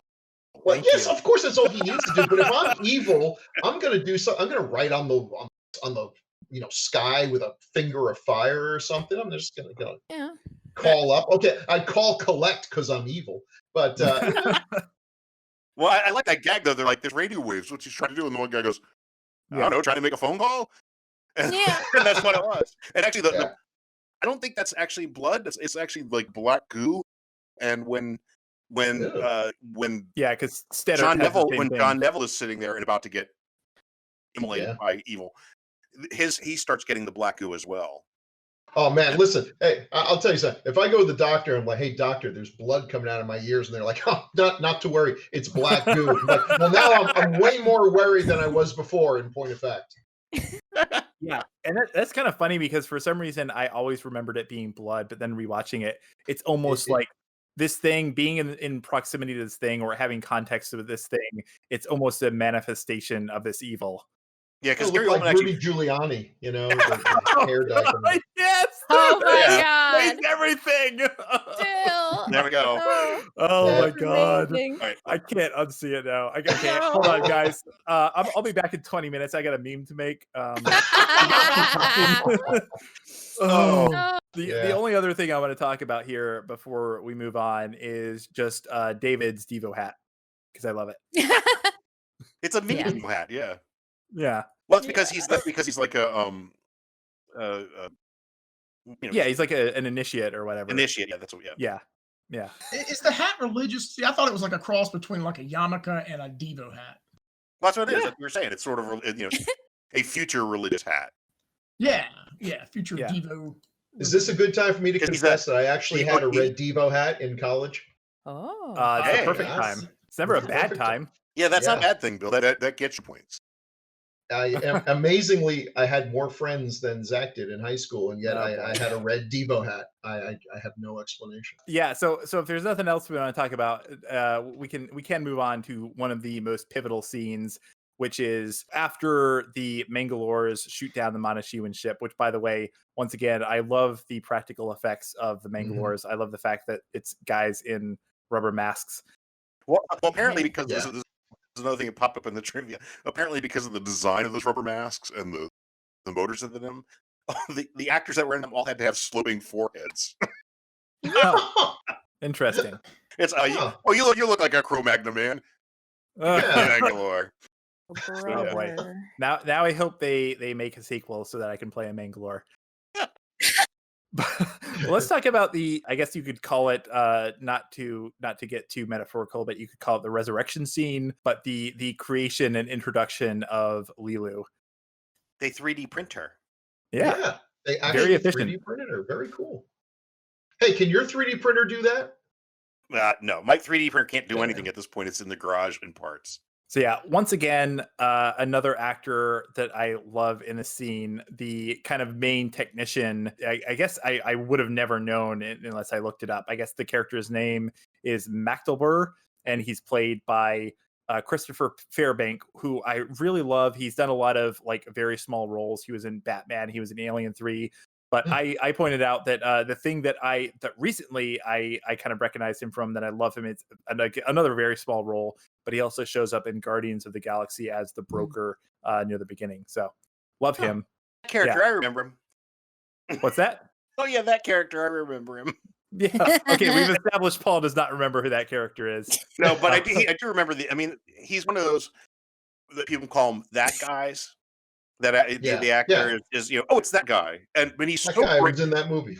He's so wonderful in this role because he's basically a science nerd. He's like, this is so cool, and he's like, this is like when she breaks out and dives through the side of the building, he's just like, she's perfect. Anyway, I love this character, and in this scene, it has my favorite description of all when he's like, yes, now we bombard them with slightly greasy solar atoms. That gets me a chuckle every freaking time he says that. Yeah. There's a slightly greasy solar atoms, but you're like, okay, I buy that. I can see that. Perfect. Is that to make her skin? Yes. Yeah. Because her body will react and will protect itself by creating skin. It's like, of all the things that you could 3D print, literally the only one I would believe is that you could do skin. But instead, we made the bones and the organs and the brain and the soul and everything else. But skin, we got to use greasy protons, Well, I think the reason they do that in the movie, of course, is so they can have the reveal of naked Mila Jovovich, as opposed to a slow 3D printing of naked Mila Jovovich. So, yeah. So everybody there could be like shocked. It's like, oh, wow. I was expecting it was going to be a guy. Yeah. Apparently, the patriarchy is alive and well in the year 2300. Well, considering she's only one of 2 female characters with a name, and of those, the only one with lines. Is there another? I mean, there was Major, whatever her name is, but she doesn't have any Eva. lines. And is there any I other mean, there was female? lots of the people on the ship. But do they have names? I The don't diva. I'm sure they do in the that script. Flavo- Ruby Rhodes using, so I don't know, but Yeah, he's got I mean, way too many. Flava Laguna has a name, obviously. And Oh, that's that's pretty true. much it. Yeah. Well, Yeah. okay, human females. Well, now you're pushing it. narrowing it down. Human Okay, females but with still, red hair. I'm just saying this movie does not have a lot of roles for women that aren't just for visual appeal. Well, come on. I mean, Luke Benson can't be hitting on everybody in the cast. He's got to. So hey, back to the movie and back to another actor that I want to call out. Not a female actor, another male actor, obviously. But Brian James as General Monroe, who, if you are a fan of science fiction, you probably better know him. You better know him from Blade Runner, of course, and also sadly also passed away. Actually, super young. He died in '99 at 54. So yeah, just a couple years after this movie came out, which is funny because I remembered he was dead. I just didn't remember it was that long ago that he had passed away. God, all these people dying young. It's like, makes you nervous. Makes me nervous. Well, yeah, he was young. I mean, Luke Perry was 52. Tom Lister was 62. So yeah, a lot of the people, and we were talking about this earlier, like some of the actors in the year died were just very old. I mean, obviously this movie was 24 years ago, but sadly a lot of them were actually pretty young when they passed away. So, but I love him in this movie. I love him. He is, again, kind of the, like you kind of mentioned, Bill, about, all the military characters here. They're very kind of quintessential military characters where they think they're in control, but they're actually not. And I love the fact that he goes up and he's kind of, almost taunting her and just being like, hey, if you want to get out of there, you have to behave yourself. And then she just like punches him and steals his badge. That was my cat attacking me, in case you. Yeah, I figured. I was about to say, is that a cat? And then, okay, so let's talk about the chase sequence, because that's obviously the escape sequence and the chase sequence. I mean, we've kind of seen a lot of the crazy sets and a lot of the crazy outfits. We are introduced in the scene to the thermal bandages, as they call it, which is probably one of the most iconic costumes or lack thereof in 90s sci-fi film. Again, like Paul mentioned, all designed by Jean-Paul Gaultier, who I will also mention, I think he only did the costumes for one other movie, and that the other movie he did the costumes for was City of Lost Children. Oh, wow, also, cool. Yeah. Wow. So he's, I wonder what, that's surprising he did so few. It's an amazing costume on her. Having gone to a lot of conventions, there's some costumes that only certain people can pull off. This is one of them, and Zardoz is the other one. Oh man, sorry. Those are my two future cosplays. I love how you threw that in there to be like an equal opportunity dissing on people. Yes. Now, I was planning on doing a mashup too. If you're an attractive couple, I'm thinking, but no, make it even better. He should dress up, swap them, and she, swap them. Now I'd have to look. I'd have to look again at Zardoz's costume if that is something that a female could do without getting arrested. But yeah, just throw that out there. But for the rest, for the 99.8% of all humanity, don't even think about it. Oh man. And speaking of costumes, it's actually funny because the other costumes that we see in this scene are basically the polar opposite of her costume, which you were talking about, the Montechiwan being unable to move around. But I love the fact that they stick the cops in these costumes that are like so massive and bulky that you wonder, like, how do they chase anyone in these things? Yeah. Well, they're super militarized. I thought that was another interesting part of it, is that it was just very much the super militarized cops that, so I thought having social commentary there. I kind of got a Judge Dredd vibe from some of those cop costumes. Yeah, very much so. Yeah. Although it was kind of funny, right? I'm sorry. Did they do much chasing? Because she got to that tunnel and he's like, fuck it, we're gonna have to get a flying cop. Like, I'm not going in that tunnel. Well, most of them were like kind of overweight and older. That wasn't like they were all these shock troops. They were just like, they usually kind of deal with.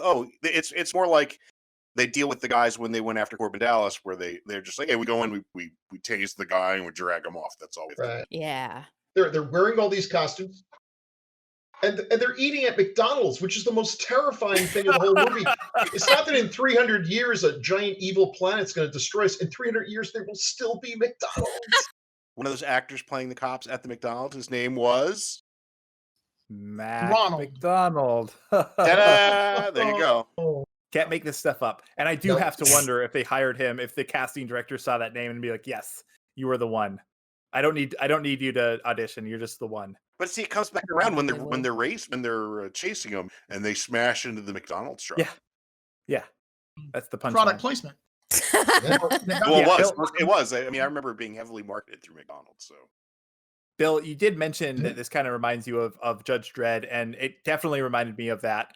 And I think that this is where you get into the influence of a lot of European comics. Obviously, Judge Dredd was from the British comic 2000 AD, and so I think that Luc Besson had been influenced a lot by that. He had also been, we mentioned Mobius, who was a French artist, sadly has also passed away, but he is kind of interesting too. The design of those costumes actually reminds me a lot of some of his stuff, and because I think he did a lot of like helmets and stuff, and he was brought in originally to do some art when, I guess in the early 90s, they tried to kick off the project, and then it kind of got shut down.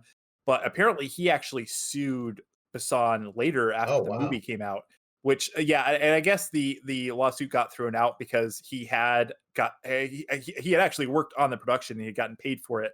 But I guess I don't know, maybe he thought that they had ripped stuff off that he hadn't gotten paid for or something. But so yeah, it's kind of interesting that you can actually go and find the next kind of sequence we'll talk about, the all of the whole flying car thing. If you go find some pictures from some of his art, it's definitely like 100% ripped directly from that. Yeah. Pretty Well, his stuff was hugely influential. I mean, even in America, we had Heavy Metal magazine, and so you got to see that kind of thing, not just from him, but from all the artists that he influenced. And I'm sure it does. It's no fun to get ripped off, but I don't know how you're going to win that case. It's a car. It's a flying car. I mean, they could come up with a lot of flying cars from even before him. Apparently, it was one specific comic that he sued him, and it is actually kind of interesting. It was him and another person. The person who had written the comic also sued him, and that person was Alejandro Jodorowsky. Oh God. Yeah. So kind of interesting. And I guess if that lunatic sold me, I would just settle out of court. Yeah. Just saying. No, I guess the suit was settled because, or they threw it out because there was like the comic in question, the specific comic, it had drawn like minimal influence from that. So, but yeah, kind of interesting. But you see a lot of these art influences. I think even in the costume design, but also in some of the set design and the props and stuff, you see a lot of this stuff that looks like it was ripped directly from some of these like French and British comics of the 80s. And then we get to the sequence, which in 1997, watching this in the theater was absolutely mind-blowing. And I think even though some of the effects are obviously aged, it's actually still a pretty mind-blowing scene when she goes out on that balcony and you see the cityscape, you see the traffic. It's just it's kind of like she's overwhelmed by it, obviously, because she was literally just born, but it's just so overwhelming that even as the audience, we're kind of overwhelmed by it as well. Yeah. Oh, I think it still holds up today. I mean, it's what's cool about it is I know at least the city itself is a miniature. That's a miniature, the whole city. And so like the clocks were made out, like there's clocks sticking outside of the building were like pocket watches. And the whole, so that was actually like a physical set. I wasn't sure about how I'm assuming the cars were CG, or were they I mean, so they did make some of the cars were physical, like the actual cars that like the cop cars and his cab, like they were physical. I'm more thinking about like when she goes out there and you see all the CGI traffic. Right, that's what I'm saying, the traffic CGI, but the background itself was actually physical. And even though it's old, it's fairly early CGI, I think it holds up very well against things like Star Wars and Valeria and these others that are Oh All yeah. there's no practical at all. I honestly believe the best use of CGI and practical is together. Each one has its strengths, each one has weaknesses that the other one can fill. And some of these early films, I mean, I still think Jurassic Park is probably some of the best Oh, CGI ever absolutely. Yeah. done. And it shouldn't be because it was like the first to do it. That should not be the best. It should get better and better. But it's because it's a mix. And Right. and the real and the computer generated work so well together. But as time went on and it became easier and easier to do the computer stuff as opposed to the practical, which takes a lot of time and effort and requires massive amounts of talent, we've lost that, unfortunately. I think that's why this scene, like you said, it's a mix, and why the CGI works, even though it's so early, is the CGI are the cars that are just flying by so quickly. Hmm. So you don't have a time to really sit and linger on, oh, that car Right. looked a little, it's all just overwhelming and flying by so fast. Whereas the part that's static is the physical, and they even have like there's even like people um composited in. They're like Yeah. on the balconies and things like this. And so it's you have the physical are the things you're watching for a long time, and the things that are whizzing by are the CGI, and that's what makes that work so well. Yeah, and the thing I love about this is like so far all of the stuff has been interiors. You get a little bit of a tease because when Corbin Dallas pulls out of his part of his garage, you see the city, but you only get that one little glimpse, and then this is where they really like reveal the cityscape. So I just remember like seeing this, it was like nothing I'd ever seen.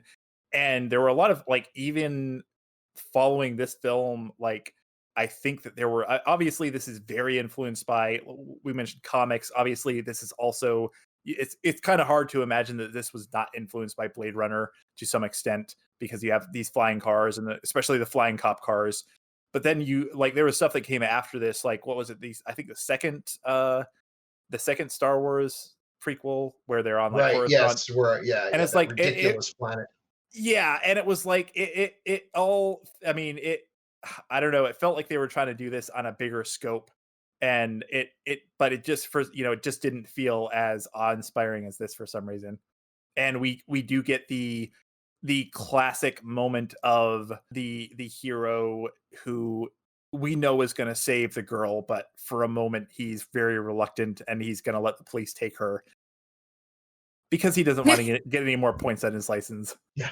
I thought it was funny that she was reading the "Please help" because, like, how did she know what it said? It could have been like Right. "Feed Right. me," like she don't know what that says. Yeah. She didn't. She had no idea what that meant. Yeah, she got Well, I lucky. think she did. I think she did in a way because I think the Oh, idea is did like she? she's so hyper intelligent that Yeah. she can I mean she's learning to read. I mean, she's literally just created like 5 minutes ago and she's already like figuring out a And language she she picks doesn't up the speak. language. I took 3 years of Spanish, and I'd starve to death if I were dumped in the middle of South America. So she picks it up pretty quickly. I remember that scene. I didn't buy that at all. I mean, if she would have done that thing where what is it? Where she's looking through the dictionary or all those pictures. She should have done a little bit of that before then. But yeah, at that point, yeah. I mean, it's a movie. I mean, what do you do? But yeah, I kind Right. of think it as the even though 3D printing her from her DNA, she wouldn't have any memories or anything. She'd just be like you said, she'd be like an infant. I took it as well. However they did it, it's encoded in her genetic blah blah blah because she has the Bazoopleheimer things in her DNA and blah. She's the chosen one. Come on. Yeah, What? Yeah, wait, she's wait. got the Well, capacity. they were showing like the DNA was like how many strands in the helix of her DNA. Yeah. Oh God. Oh my Yeah. God. That's the worst science ever. It's like, Yeah. wow, most of us just have 2 strands, but she has like 6. You're like, oh God, that would just fuck it all up. She'd be like a massive goo. Yeah, Right. But, we'll Because we don't just wanna- stand away screaming from it. blob of protoplasm. Just But yeah, like it'd you be said, Alan, awful. I agree with you. If they kind of just had like her somehow pick up something, but I think we just have to kind of go with it.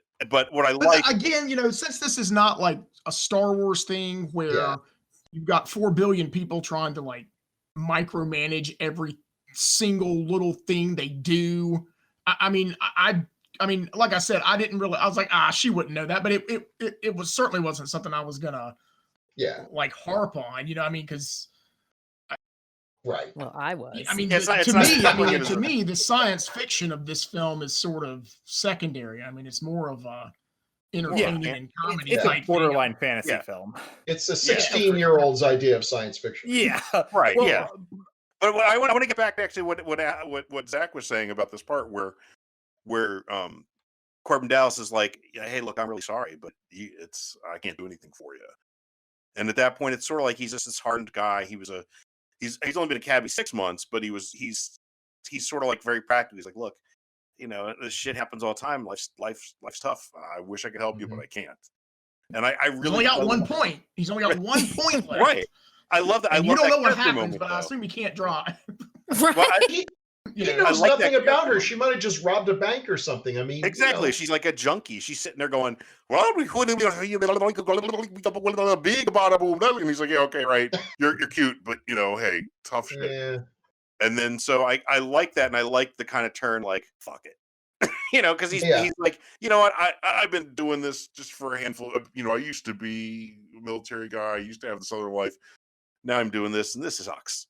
So See, and fuck it. that I think wasn't that even was in the his- script. That's what Bruce Willis does in every other movie. So he said, Yeah. I'm going to do this. that is true. That is the very Bruce Willis-y thing, isn't it? he was So- actually supposed to give her over to the police, but Bruce Willis was like, "No, I'll do the scene my way." Yeah. It was meant to be a Alright, short. script. It was meant to be a short film, and just Someone's got to throw Alan Rickman off a building, and it might as well be me. Do we want to talk about the next scene? I guess we're getting into kind of Act 2. And Renee, hey, you were mentioning It's how only the acts taken have us to 2 hours. the acts have to be broken up by the character turns. Well, hey, that was his character turn. Okay, it only took like 30 seconds, but there you go. I'm glad we got to that. Yeah. Well, if we want to speed things along, we can, if we would like to call out the things that we really want to talk about. I love the comedy bits of everybody claiming to be him, trying to get a ticket to get on that airplane. They just kept upping the ante. It's like, oh, and here come a couple more people claiming to be him. It was just getting funnier and funnier.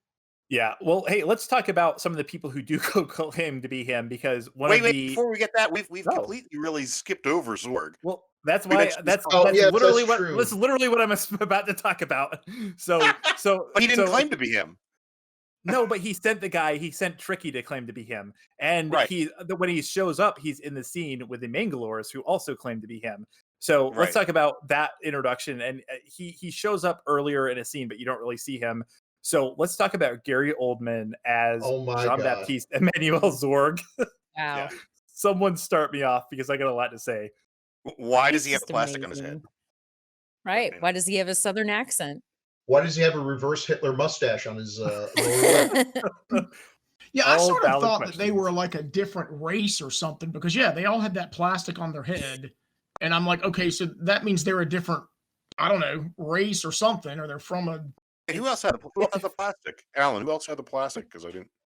All his Dressed henchmen. Oh, did they? Yeah, some of his goons. Yeah. Oh, I guess I missed but that. see, it wasn't like his. Like it's almost like when you start losing your hair, you cover the bald spot with plastic. So he had like half the plastic, and one of his goons were like, he was like completely bald. He had it over his whole head, I think. I don't know. Maybe it was like a hair growth thing. Maybe it was I think it's just a fashion statement. they're doing an intra-office hair regrowth. Look at Yeah. True, I yeah. think it's Well, just a fashion statement. I did like the fact he looked ridiculous, and nobody commented on it because this is normal. And this is one of the few movies where in the future, everyone doesn't look exactly the same. Everyone's got, their own hairstyle, their own this, their own that, which is way closer to what the future has become. You look at old science fiction movies, and we're from the future. That's why we all dress alike. And it's like, by 20 years after that movie was made, you look at a high school yearbook and everyone looks different. Yeah. So, the future did not turn out the way they thought with conformity. If anything, it's gone the other direction. So here, it's even more so. Well, that's the thing. That's the thing I love about this, because obviously it's because of the costume designer, but the future, everyone looks like they're just came off of a fashion runway. And so this was the first movie I think I ever saw Gary Oldman in. Oh, really? Yeah. So I think that honestly, it took me a very long time to realize. I think I watched a couple of movies with him, and it took me a while to realize that it was the same actor because Yes. he, even when he's not wearing a bunch of ridiculous shit, like he is such a chameleon and he is so Oh, yeah. good. Like he has, like, I think Renee, did you mention the accent? Yeah. Yeah. He has this ridiculous accent. Any other actor, I think, would make this just tacky and campy, but for Yeah. some reason, he makes it like he has this weird Southern accent, and he makes it like almost menacing.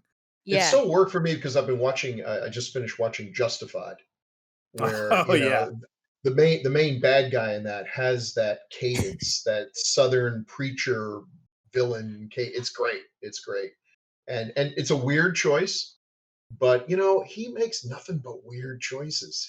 You look at some of his memorable characters and everything. Dracula, the character he did in True Romance, just insane things. What a way to what's live. what's the guy's name from Hannibal? Mm. Verger. Verger, Mason Yeah, Verger. Mason Oh my Verger. god, Oh, Jesus. Yeah, yeah, so horrifying, and yeah, he's just even the Harry Potter thing. I mean, he does all kinds of stuff. You just don't know where. And then he'll play Jim Gordon in Batman yeah, as a and really nail it. good Jim Gordon. Nail it without having to. I'm gonna make him sound like Pokey from Gumby and Pokey. No, he just Like that, he matches it to what the project needs. He's not Nicolas Cage. Yeah. Christopher Nolan actually talked him off of that ledge, luckily. So. Yeah. He's good. He's good at everything he does, really. Well, yeah. One of the scenes I like with Zorg is the one where Ian Holmes shows up to talk to him, and he starts talking about well, he does it. It's called the broken window fallacy, where he's like, "See, look, I break this glass, and look, all these little things come out, and it causes life. Destruction causes life. And think about all the people and their children they get to feed their children because they get to make these things and all this." I'm convinced. Yeah. Well, it's a well-known fallacy called the broken window fallacy. That's actually I don't think that's the broken window fallacy, but it isn't. I thought it was. No, the broken window fallacy is no. The broken window fallacy is if you let someone break a window and you leave it broken, it will increase crime in an area. No. There's also one called the broken window fallacy of French philosopher from like the 18th century. Oh, okay. Well, God. Broken window. Well, No, it's a well-known. It's broken window. Okay.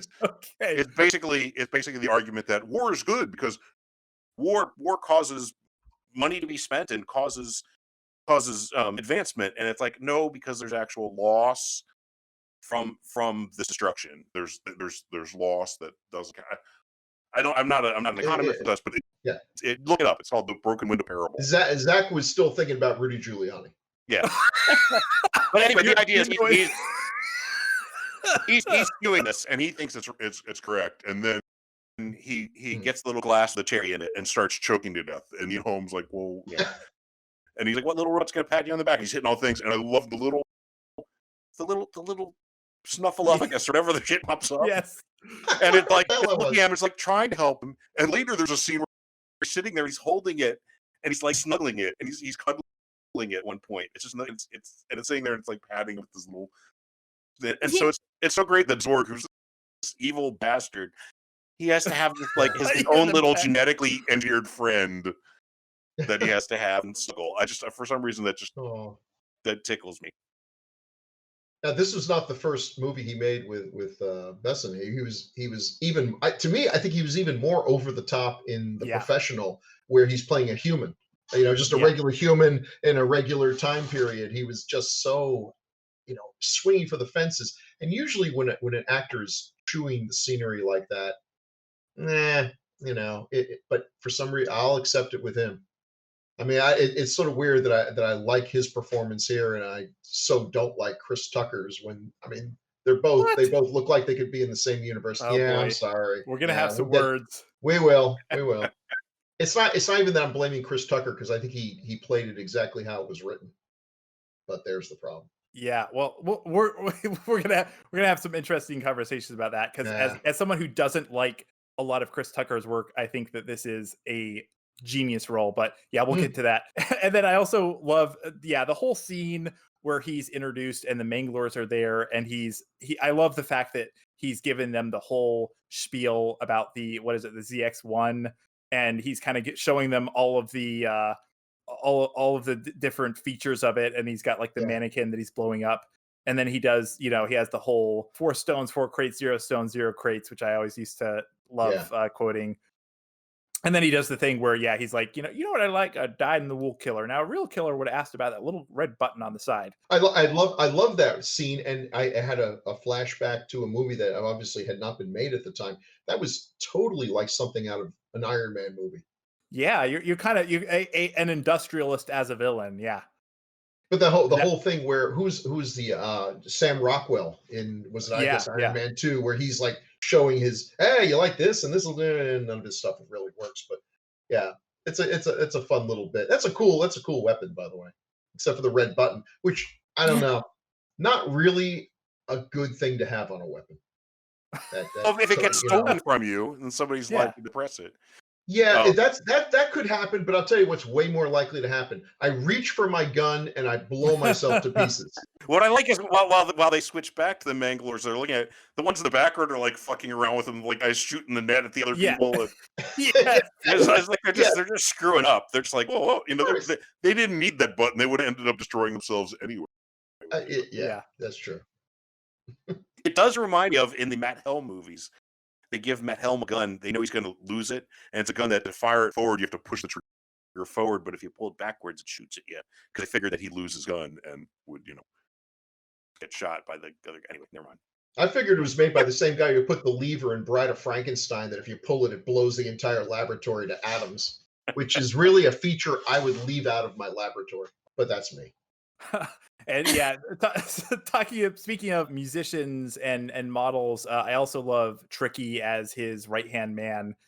Tricky, who is I guess I was not familiar with this when I watched this movie, and I still don't know if I could name any of his music, but he is I guess he is a performing artist primarily. So you're saying it's tricky to find any of his music?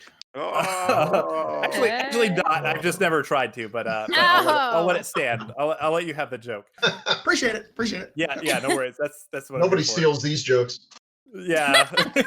And then other things I love about this. I also, speaking of Tricky, I love the fact that he is piloting a little spy cockroach into the president's chambers to spy on them and find out about this is where we say this plot is actually very simple, and for the most part it is, but I love how it does actually get kind of complicated, where now we have Monroe shows up and he's like, okay, we rigged this contest, we're sending you to get the stones, but then the Manglers also know about it, but then Zorg also knows about it, so they're suddenly all trying to like pretend to be him.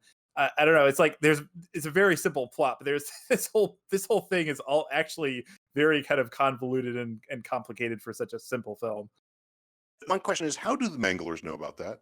How do the Manglers find out? We know how Zorg finds out. How do the Manglers know that Corbin is the one who's going to go retrieve the stones? Because remember what happens when the police come to arrest him. Right, he gets remember his neighbor, right? Yeah. So his neighbor, the cops think this neighbor is Corbin Dallas, so they arrest him, and then the Manglers come in and kill the cops, and then figure out that they think that that's Corbin Dallas, so that's why they impersonate the neighbor. But why do they?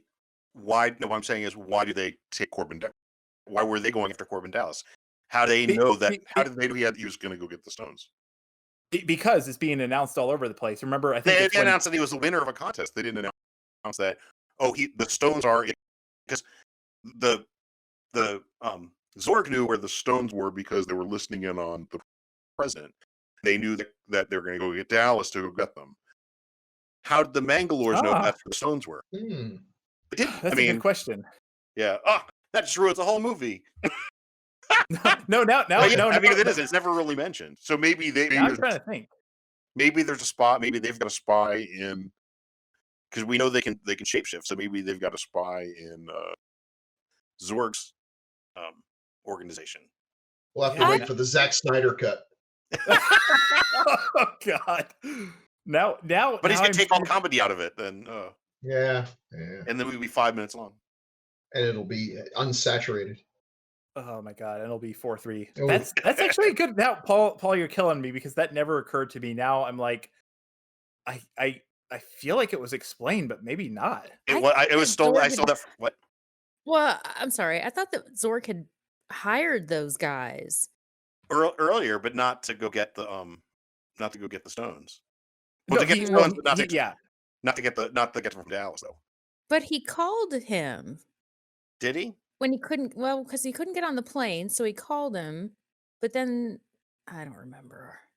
But not But not. I thought it was implied that Zork had hired those guys. No, Mangler? he did hire them because the scene where they're introduced, they're delivering the stones to him, but then the crate is empty. Yeah, Right. But yeah, I thought so it was they- a continued thing, but I didn't realize maybe they split off. No, on because their at that own. point they were out for Zorg. In fact, that's the whole reason they go to Yeah. because they're like fuck Zorg. We're gonna. yeah, because that's when they blow up. Yeah. That same scene, the end of that scene, they blow up, and so then they're working against him. They look surprisingly unblown up, though. It looks like the blowing up really looks like it should have taken them all out, but apparently, Right, one of them They're survived. pretty tough, you know. yeah. Manglers are pretty hardy beasts. Yeah, that's the word on the street. No, now I'm gonna have to go back and rewatch it because I'm like, yeah, Anyway, My wife's the one who pointed that out. So okay. Well, All then right. Shelley's I don't pretty give you any smart. credit. We also get the great line, "I am a meat popsicle," which is obviously Mm. one of the most enduring lines from a film that's very quotable. Do we want to talk about the airport scene and the introduction of Bill's favorite character in the movie? Yeah. let's head there. Let's head to the airport. Let's head to the airport. So Yeah. yeah, we get to the airport, and this is kind of where things get a little complicated because we have the Mangalores and Tricky comes in pretending to be him. One thing I will call out, and I know it's people are probably getting annoyed because I always say, well, I read the script, and it's funny because this is actually back in the day when I first realized that you could find film scripts on the internet. This was actually, I think, the first film script I ever read, and I remember thinking it was cool because it was very close to the shooting script, or it was the shooting script. It was very close to what was, showed up on screen. But there was one thing I'll always remember that was left out that I wish they had kept because it's totally random and makes no sense. But in this scene at the airport, there are cops patrolling the area, and instead of dogs, for some reason, they have police pigs. Wow. No clue why. I don't think it's ever mentioned. It's just they just have police pigs, and That I would always be thought great. that fits perfectly in this universe. Yeah. Not sure why they took them out. Yeah, no joke. They probably kept eating the garbage. It's like, this is too much. Yeah. It's too much work. I do. Speaking of the garbage, I love that detail because I mean, Yes. I do remember it must have been like in the 80s or 90s. I thought it might have been maybe more the 70s when New York had a lot of garbage strikes. Yeah. And so that was like a thing that was in people's Oh, minds. is And that so, what that Right. was? yeah, they Yeah. mentioned it very I just- briefly that there's I a just assumed I had missed something. I'm like, why? They keep talking about the garbage. Who cares? But yeah, okay, it's that makes mentioned, sense. it's mentioned like in one of the voiceovers from a passing news broadcast or something about another the sanitation strike. So Yeah. Okay. And then the flight attendant who kind of checks them in is like, sorry about the mess. Is there anything else in the airport we want to talk about, or do we want to get to the best character in this entire film? Oh God. we can I'm ready proceed for through Bill's favorite character. All right, Yeah. Bill, Uh, do you want to tell us what you think about Mr. Chris Tucker as Ruby Rod in this film? Okay. Now, I mean, although it does feel kind of improv, like you got Robin Williams, like, okay, he's supposed to be a nutty guy, so be nutty, and then Robin Williams gives you a bunch of great stuff, and you just have to edit everyone else around it. I don't know if that was the case here, and he didn't get a lot of great stuff. It's this character. You're in a universe that's outrageous just by its nature, and this guy's supposed to be even more outrageous. He's the reason I don't like this character is I don't like it's the same reason, and this is the second time in a row I brought this up. I don't like movies about ventriloquists because the problem always is that we're expected to believe that these are funny, popular characters because we're shown characters laughing at them, but it's not remotely funny. And this character is supposed to be this guy that everyone is just like, oh my God, they're just gaga over him. He's the most famous person there. Women just swoon, literally just faint if he looks at them and everything. And I don't believe that for a second. Even in a fantasy, even a science fiction movie, there's nothing about this guy that would make anyone react that way. It's ridiculous. It's like a caricature of what it would be like. Like, he's so bad that the fact that everyone thinks he's great is a joke. But I don't think that joke really. I think it kind of stops the movie dead because at some point they decide, no, this really is great stuff. And obviously, I might be in the minority opinion here, so I could be wrong about that. If everyone thinks I can't wait till this guy gets on and screeches some more. Um, he just, to me, I thought Poochie from The Simpsons. It's like a character created to be he's the best, he's great, everyone loves him, and it's like, oh, not at all, man. I can't wait for him to get off the screen. Well, yeah, I liked the Chris Tucker character. I just thought they used it too much.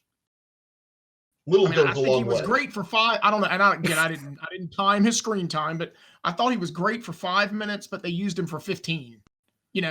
What I kind of liked about that character, though, is that when you first see him, you think he's kind of this throwaway, temporary character. He's just he's goofy character, blah blah, and then he ends up being one of the key people at the end of the movie, and he's one of the people who helps save the world.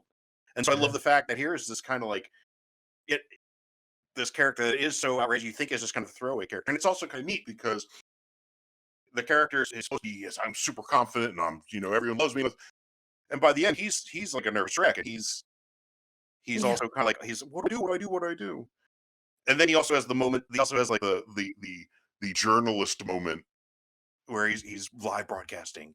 Yeah. It's oh, the humanity. So I love the things that go on with that character. I can see how it'd be annoying. I mean, that there's no two ways about that. But I still love him, and I do love the fact that and so Alan, I could definitely see how you're like, okay, he has overstayed his welcome. But what I personally like is the fact that you think he's this character that's going to be just a flash, and then he ends up being more important. So Yeah. here's the funny. Oh, sorry, Renee, you take it away before I go on a tirade. Oh, okay. Oh, I didn't want to invalidate what Alan said. I could definitely see if you don't like this character that he's overstayed. Yeah, I could see how some people maybe wouldn't like him. Well, and- However, I'm not one of those people. I'm sorry, Alan. Do you want to interject? No, I was just gonna say. I mean, this is like. I mean, to me, it's almost like the Bruce Willis character. You either really like Bruce Willis, or I guess maybe you can like him a little bit. But anyway, Chris Tucker's the same way. I mean, Chris Tucker is very similar in most of the movies that he's in, and you, I guess you either like it or you don't. This was actually the first thing I ever saw Chris Tucker in, so I didn't know him as Chris Oh, Tucker. see, and I think yes. that's part of it for me because I mean, I think he obviously brings an element of fun, and I think you could say for like his sexual appeal. Think of Prince. That's exactly what I was. Well, I think Yeah, that's what he's you're got going that with. energy or whatever, the confidence, whatever it is that he Ooh. has going on there. But Yeah. he was in Friday before this. So the character from Friday to this completely different. And it was just so I think that too was just like, oh my God, what is happening? This is Chris Tucker, in a role. I we never loved it seen if he'd him. been a Prince character. Yeah. That's I how I could kind see of that took him to working. be. Because like when he comes up to the store, he's like, and he's saying really sexy things, really soft, and he's saying really sexy things. It's just like very much a Prince like kind of move. So But then up to that point, he's flouncing around. I mean, he's like someone who doesn't like or know who Prince is, pretending to be Prince. Yeah. So here's the thing. I want to say the funny thing is, I actually agree with a lot of what Bill said. And now here's the thing though. Here's where we disagree. Yeah. I actually do find him very annoying to a certain extent, and I do find it completely outrageous that he's this popular, he's got 20 billion fans or whatever. Here's why that works though. There are so many celebrities in present day that I am like, how is this person so famous? How is this person considered a sex symbol? How is this person considered an influencer? And I'm like, Yeah. this is actually very, very realistic to me that this I- guy. I was going to add that this is probably the most the thing that they absolutely got right. That there are people out there that I totally don't understand how you could influence anyone to do anything, being as much of a total waste of carbon as they are. So They yeah, totally they got got it. that right. They did get it right. I don't have But to here- like it, but they did get it Yeah. right. And here's the other thing. So I think I have mixed feelings about Chris Tucker. I actually think he's a pretty decent actor. If you've ever, he's done a couple of kind of serious roles. Jackie Brown. He was in Jackie Brown. He was also in Great. Dead Presidents, if you've ever seen that. When he Mhm. does serious work, he's a pretty good actor. I think the thing that works so well about this that doesn't work about a lot of his other characters, like I don't like the Rush Hour films. I don't like his character in those, because in those movies, it's like the punch, like him being annoying is supposed to be like funny. And in this film, it's supposed to be funny. It is supposed to be funny. That's the joke. But the characters, like Corbin Dallas does not react to him as if he's funny. Corbin Dallas gives him an absolute deadpan response each time.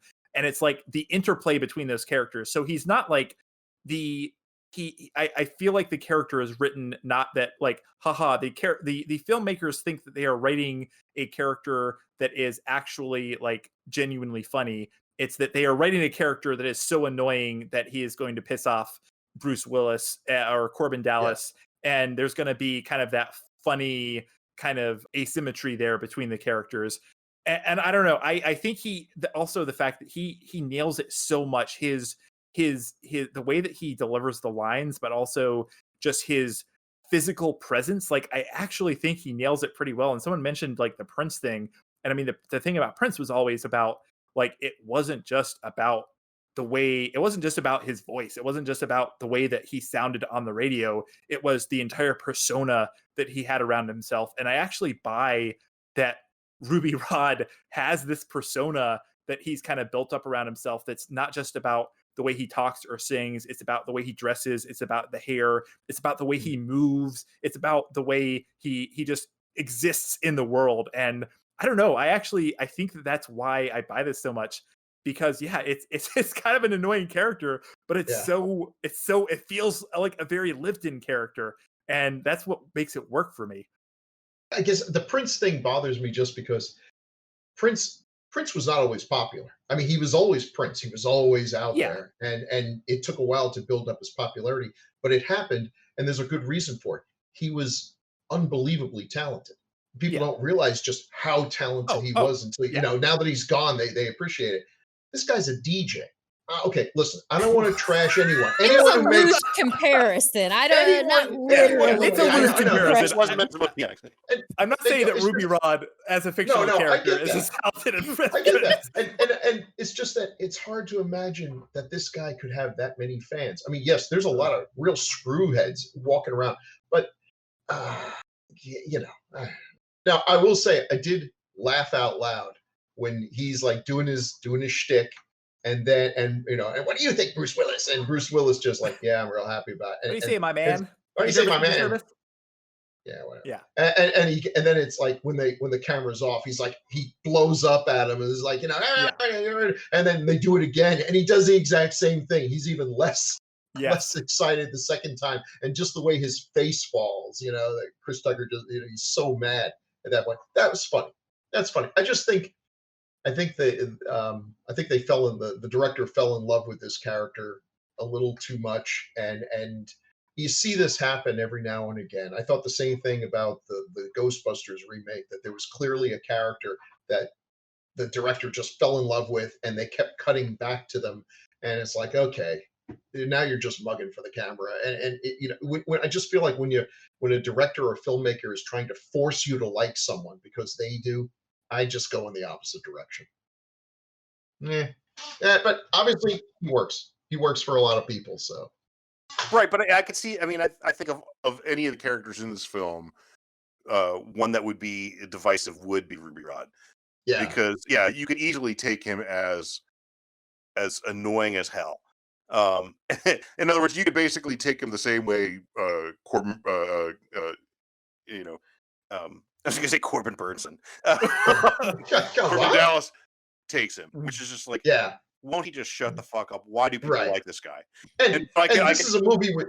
Go ahead. Sorry. Yeah, so I can easily see that, and then you can, but then like I said, you can also say this is a really funny portrayal. So I could definitely see that.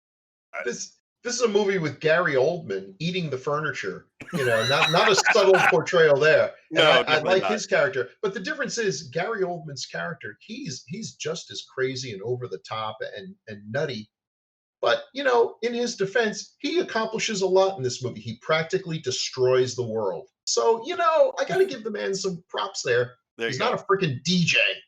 Well, I think the other thing that might be annoying is when Ruby Rod is on the air, they have music blaring, and so that could add to the grating nature of that character of the which I mean, and that's, I think, is that where the wolf howl is at one point? That is where the wolf howl is, and I know that because that track is on the soundtrack as a full track, and I listened to that endlessly when this movie came out, and I loved it. It's such an unrealistic element.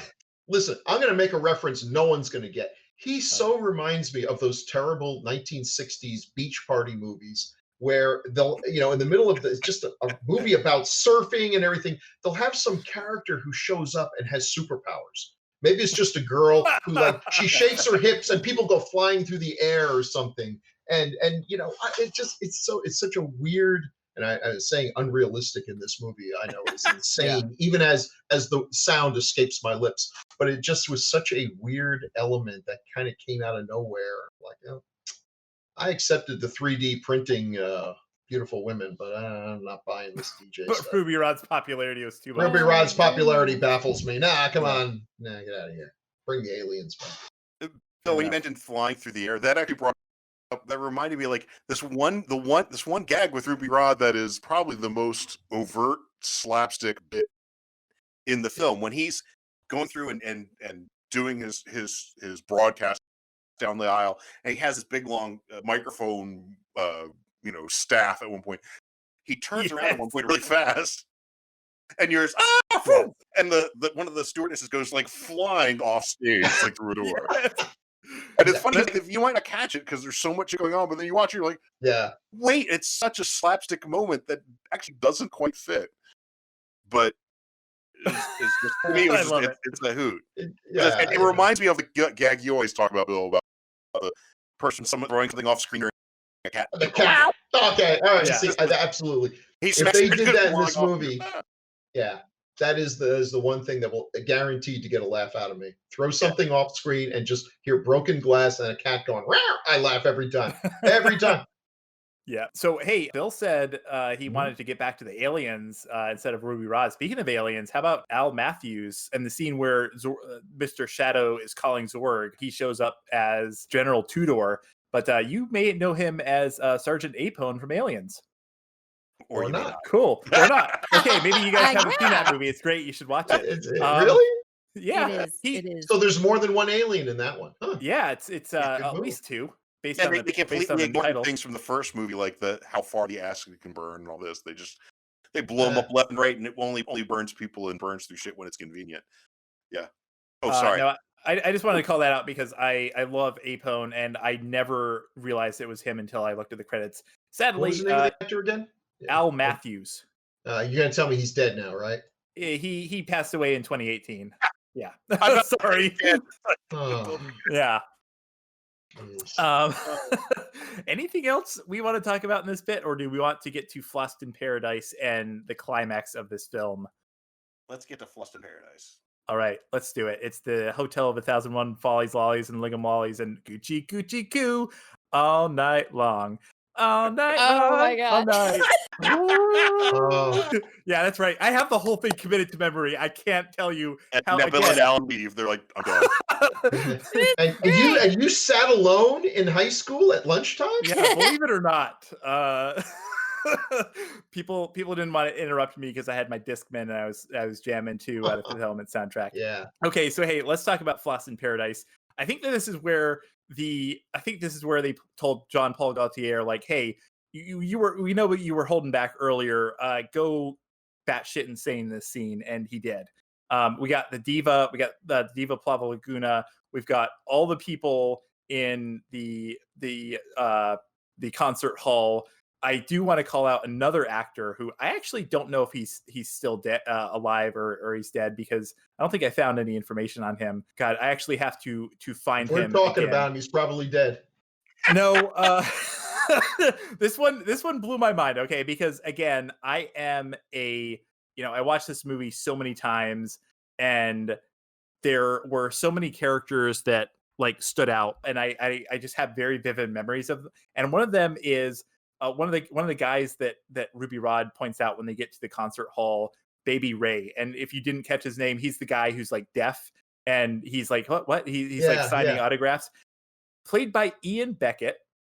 He has never appeared in any other movie again, and I can't fathom why not, because he's hilarious. The scene where he rolls the pool balls over to him, and he's like yeah, and he's like, no, you one of the funniest parts of the entire movie. I don't know. I always assumed, and I had never looked him up, I always assumed this was like a cameo by someone, or like maybe he was like a model or a fashion designer. Nope. I could not find any other. Yeah, I thought that it was like some famous European guy, and it's probably an in joke that he's deaf, because actually in real life he's got 3 ears or something. But yeah. No, God only. So, anyways, the sequel. The man with 2 ears. Yeah, the man with 3 ears. The man with 2 ears. Is there anything else, people? I know I keep calling out all these little things. Is there anything anyone wants to talk about specifically? Do we talk about the diva? I mean, come on, absolutely. Kind of a major character. Okay, I have a question. So, like, where's her costume and where's her body? Exactly. Is it the same color? Or so, in other words, is she actually like a big slug? And so that's actually her. She like that. That's not her skirt. That's actually her like flesh, and she's just this big slug-like thing. Or is that her dress, and they just happen to have the same color as her skin? I don't know. I want to know these things. But love here, that. Yeah, I like that. Oh, sorry. Here again, though, okay, so she's an alien, and she's a talented singer. So weird-looking people with talent are common in this universe. So why the hell is anyone looking twice at Chris Tucker, who's just pretending to be an alien? He's got a haircut. I could get that haircut, walk down the street, and look at me, booga booga, and everyone would like throw stuff at me. They would pelt me with rocks and garbage. You mean more so than they already More do? so than usual, yeah. Because you're not in the 24th century, Bill, That's or is true. it 23rd century? But 23rd, the 23rd century has things that make him look like a lunatic, which is what he is. If he was the most unusual character in the movie, you're like, well, of course people react to something that's crazy. He's not even anywhere on the chart of crazy compared to what's genuinely crazy, the diva. But she's also a good singer. 10 years down the road from the film, people look back and say, oh man, can you believe when Ruby Rod was a thing? Oh yeah, I can't believe what we were thinking back then. Fair enough. Yeah, fair exactly. enough. Yeah. Oh, fall out dude. of fashion. Boy, there's a movie 10 years after his fame is gone. What does Ruby do? How do you reinvent yourself? Let's make a sequel to this movie with just Ruby Rod. Oh, I wish. And then you could strap me to the chair and force my eyes open like Malcolm McDowell in Clockwork Orange. Yeah. I would love, much like George Miller is making Furiosa. I would love Luc. I mean, I take that back. Someone else should make a Ruby Rod spin-off film, because I don't want to watch anything else by Luc Besson. But yes, I would totally watch that. And Bill, you would go with me opening night. Yeah, I would. I love that point, Paul, because I was thinking the same thing. You don't know where the costume ends and the skin begins. And I actually love the idea that she's just a giant slug, because she's kind of portrayed as this she's an alien, obviously, but she's a beautiful alien. But I love the fact that nope, she's actually a giant slug, and she's kind of gross. So, and that's how she was able to shove the rocks into her body.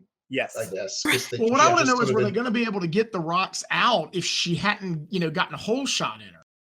I mean, she was gonna need It has a to. amount of laxatives, I think. Yeah, Don't take some act. laxatives, Yeah. and it's Yeah. fine. It's to save the world. It's for a good cause. Again, I'll call out the other thing that I listen to. If there's one track on that soundtrack that I listen to more than Ruby Rod track, it is the Diva Dance, which is, Yeah. I mean, I love the fact that it's like the audience in the movie is just fascinated and in awe of this, and it's actually like it's valid. Like they actually pulled off what they were trying to do with it.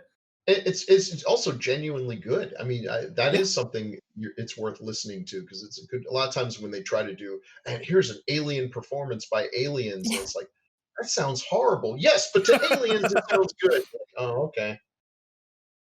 But yeah, it's really well done. I'd forgotten all about that. She's saying the rocks are in me, and Yeah. then he reaches into her, and I was like, that's a big leap. I would just assume she's being metaphorical or something. Yeah.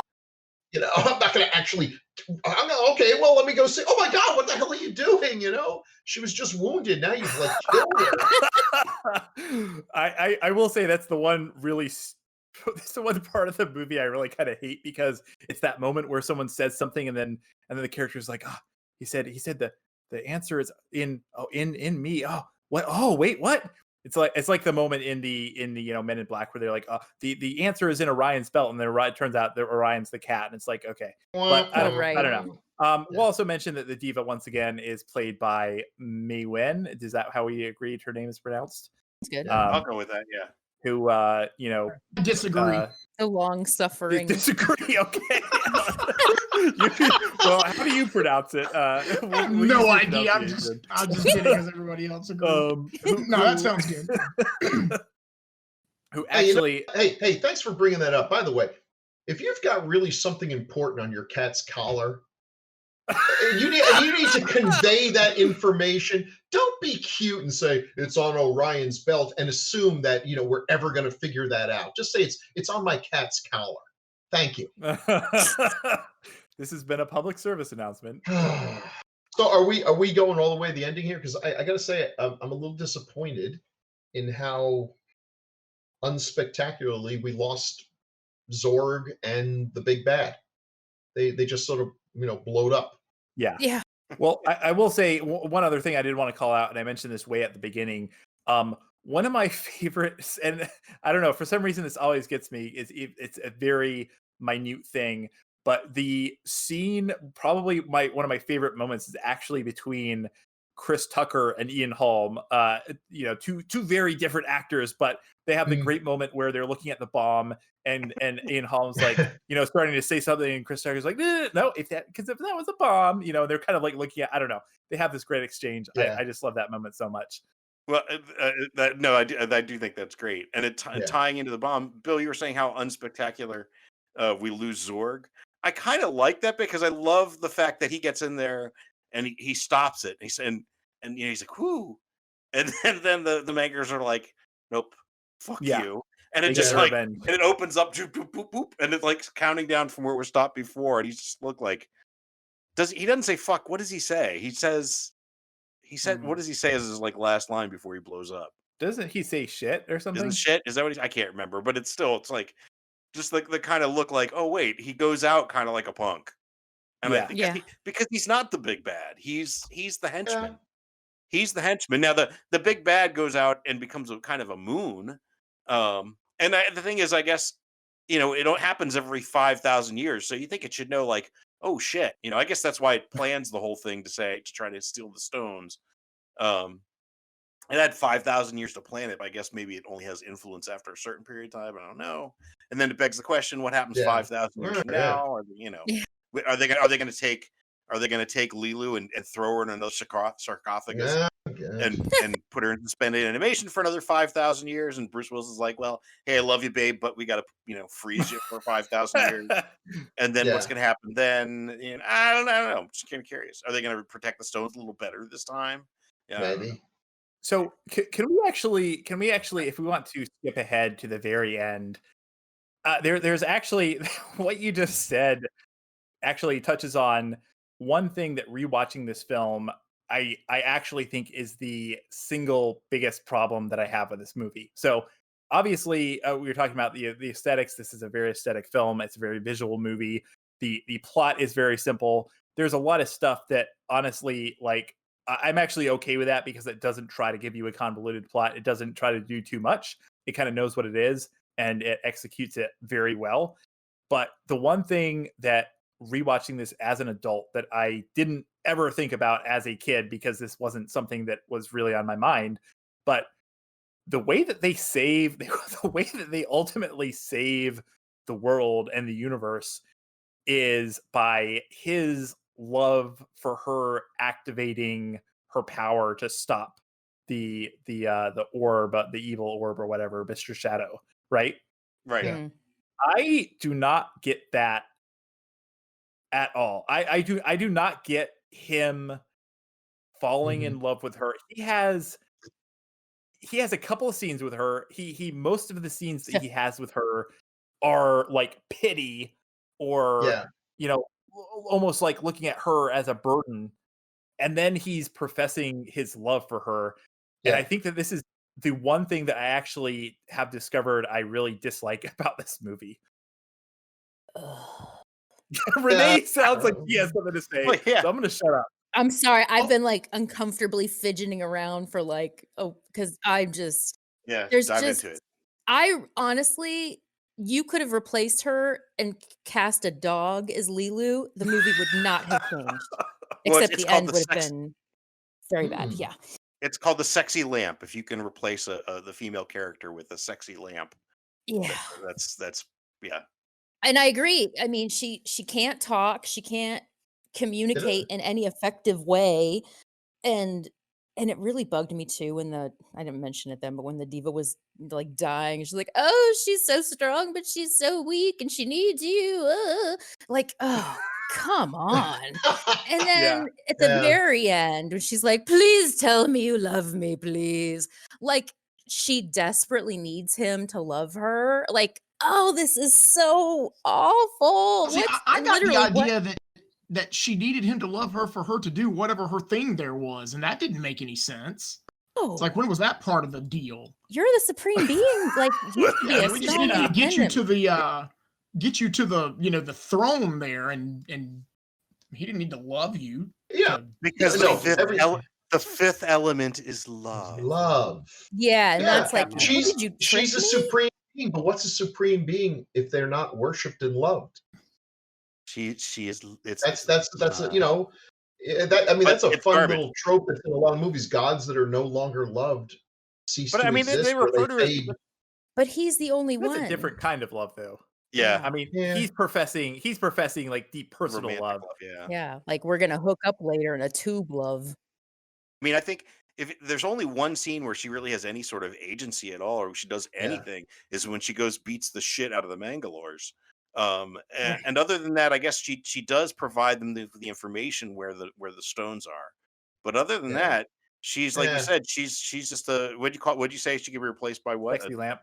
No, I said the Oh, I sexy said a lamp. Oh, You a dog. said dog. Exactly. He A said dog a would that. have been dog. Yeah, she great. gets replaced by a dog, and the dog would be woof, woof, woof, Right, a and dog like would the have moon. ran to the airport. Let's meet halfway and say she could be replaced with a sexy dog. Okay. Sexy Well, that's dog. Yeah. true. Yeah. Bruce Yeah. But yeah, Willis she is. is Bruce Willis is a middle-aged divorced man with a cat. Of course he's gonna fall in love with her.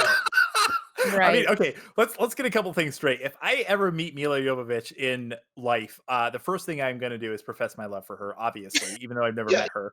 But If it's the kind of first words funny. coming out of her mouth is yeah, it's like, It's funny that we've kind of talked through this whole movie and we've talked about a lot of characters, but yeah, we really haven't talked about her at all. And she's kind of the central. But I think the problem is, like Renee, like I think you're kind of getting at, that she is not a character; she is a plot device. Yeah. yes, absolutely. And I think so here are my thoughts, and I thought a lot about this after I watched it, because again, I watched this like a lot as a kid or as a teenager, and I hadn't really revisited it as an adult. And I think that I hate that character. Or I don't hate the character, but I hate the way that she's written. The only reason that it works is I think Mila Jovovich is actually a decent enough actress that she pulls it off. Like, she pulls off Yeah. the character being likable and believable, and she actually has a lot of like facial expressions that kind of sell her performance. I don't know, Well, Renee. Yeah, I go mean, at ahead. the end of the day, she's supposed to be hot, and Mila's Yeah. hot. Yeah. That's it. That's all you need to be. But I mean, they could have gotten somebody a lot hotter. Yeah, but I she don't was big at agree. the time. Don't you think? All Yeah. these people at that time were pretty, I mean, big. if and that's she what was you were modeling a going for, lot. if you were going for a hot woman, I wouldn't have chosen her. Renee, Yeah, Renee but said we're it also earlier talking that about- she's attractive in an unusual way, and she's attractive in an interesting way. Yeah, I mean, I've seen criticisms like, oh, she's flat chested. Like, okay, first of all, shut the fuck up. Second, she's got super intense eyes, and like Zach said, she got some great facial expressions.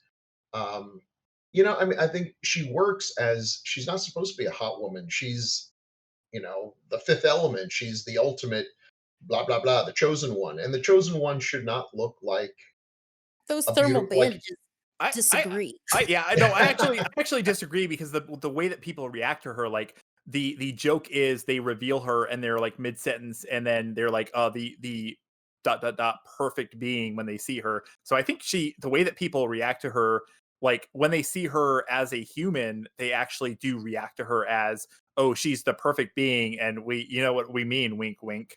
And two things on that. One, that Brian James, so sorry, I know it wasn't him personally, but he's like, let me get my cell phone out, snippity snap. And the only time she's ever referred to as perfect is when she's naked. Yeah. All right. Sorry. No, that's fine. I think there's a lot of completely I- agree. again. I love this the is- movie up to a point, and then it's like, Yeah. what is happening? So I was kind of I was like, okay, God, this actually doesn't really make sense at the end because and this also the thing where it's like there aren't a lot of conventions in this film because I really do hate it when there are like, okay, why are these two characters together? Because Yeah. it's the leading man and the leading woman, so of course they fall in love. And Yeah. for the most part, this film avoids those conventions up until the very end, and then Yeah, it's like and then- literally the thing that saves the world is, oh, I love you. It's like, wait, what? You've spent What are they going to talk about for the next? exactly. They're multi passes, obviously. Yeah. So I don't know. That multi-pass bit was pretty funny, actually. I like. Again, they're not going to talk about much because Yeah. he's going to put her back in the sarcophagus for another 5 minutes. Yeah. Ooh. Yeah. Again, yeah, he's a middle-aged divorced man and a cat, and he's in this movie, which means he doesn't have long to live, apparently. Oh God. Yeah. Oh, dear. I was going to mention at least they Once died again, before. happy birthday to Bruce Willis, who's 66. Yeah, happy birthday. Hey, They better check the news. They had another birthday. Most of the people who were in this movie. Oh boy. Sorry, Alan. What were you saying? No, I was saying, couldn't she just live as normal? I mean, won't she live forever? She's the supreme being. Right, Does she right. have But, to be put in? well, I mean, they found her. She was in a sarcophagus in ancient Egypt. Like in a Yeah. state of Yeah, whatever. and I mean, and presumably that's why I'm guessing, when they found her hand, it looked like it was still encased in that sort of same, material. So Mm. that's Yeah. Again, the actual story, like how all this actually works is very unclear because they don't spend a lot of time explaining it, which is fine. But it is like, okay, yeah, I guess the evil comes back every 5,000 years, and she has to be there to stop it or whatever. No, it makes sense, for just, the story written by the 16-year-old guy, of course, the Yeah. little dude. gets to pick in the end. French man child. Yes. French. And I will say that this is what Paul was setting up for earlier, is that she is the supreme being. All right. Like the supreme being. And she gets stuck with this like unemployed taxi driver who has a suspended Yes. license. Oh, Like- I smell a sitcom. he's actually a highly skilled Oh. special forces op. It's He this is, is but- gonna be great. It's like he works for an advertising company, and and there's all kinds of wacky hijinks where she like makes things happen because she's the supreme being. But he doesn't want that. He wants to just be a normal schlub, earning money, being the breadwinner, and You just described she's not- WandaVision, Bill. That's that's yeah, WandaVision. that's right. She's not magical. She's just a weapon. She's a Yeah. weapon. Actually, I don't think they ever even refer to her as a woman, do they? She's a being. Yeah, She's a thing. the perfect being. Now, we're taking all this on other people's say so. I mean, you know, In terms maybe of she's what? not as well how perfect and supreme she really is. I mean, maybe to them, who knows what their standards are. She did take care of the big evil thing, but we didn't really get to see a lot of him either. Maybe he wasn't evil so much as misunderstood. We're taking an awful lot Oh, on other God. people's say so. That is a Oh good boy. point. Yeah, we should see the Oh. film from the Yeah. giant evil's perspective. Every 5,000 years, I just want to go kiss the earth, and it doesn't like me. Well, Like, well, no consent, so therefore it is a bad guy. What? I have a whole theory on that. I think it could be plausible because trying to save the planet because we don't really belong here. I mean, we're destroying the Earth, so maybe he's trying to save the planet for real, Oh. real. Yeah, but doesn't it like destroy the entire universe as well? Oh, I just thought, I don't know. I don't know. Yeah, because the Yeah, idea well, I was listen. just, facetious. Once again, omelets and eggs. if he if he stands in the spot where they stand instead of them, then he brings darkness to the universe. So he's not actually, I don't think he's even coming to destroy the world necessarily. He's trying to get to that place so he can stand there with the other four elements. Again, this is explained over the course of about 14 seconds, Yeah. 20 minutes into the film, and then never referenced again. So it's kind of flimsy. And then, yeah, I mean, they basically live happily ever after. Yeah. And we roll credits on Eric Serra's Little Light of Love, or possibly the Beastie Boys if you're listening to Alan's version. Hey, so I think we can probably wrap up. We want to move on to our next section where we talk about legacy and franchise. Hmm. And obviously, Yeah. well, for a long time, it was rumored that there was going to be a sequel to this film called Mr. Shadow. I remember this well because I saw the rumors on the internet circa like the late 90s, and I was very excited. And obviously, they never made a sequel, and it's probably for the best considering the quality of film that he's put out since. That's so great. It makes me think of those kids books. Do you remember those? It was like Mr. whatever or Miss. There was like a Mr. little. Happy, Mr. Yeah. Oh, that would have like a Mr. little Mr. Shadow with like a top hat. Oh, and yeah. cane. Yeah. Yeah. Oh, I'm sorry. Hey, we got to go back because I forgot something very important, and I have got to call it out because this is a callback because Chris Tucker. Do you know what else Chris Tucker was in? Hmm? Chris Tucker was in the music video for California Love. Oh, that's great. Oh, I forgot about that. Tupac's California Love, which was set in Thunderdome. I'm sorry. I was just looking, I glanced back at my notes and I was like, how did I not mention this? I have to because it's a callback to our Mad Max episode. So I Yeah. apologize. What was Oh, I I saying? forgot about that. Yeah, so legacy of this film, what impact, if any, do we think this has had on film or other media since it was released? I think I said before earlier. Unfortunately, I think people have tried to make films like this. Valeria from the same guy, Jupiter Ascending, and it just hasn't worked.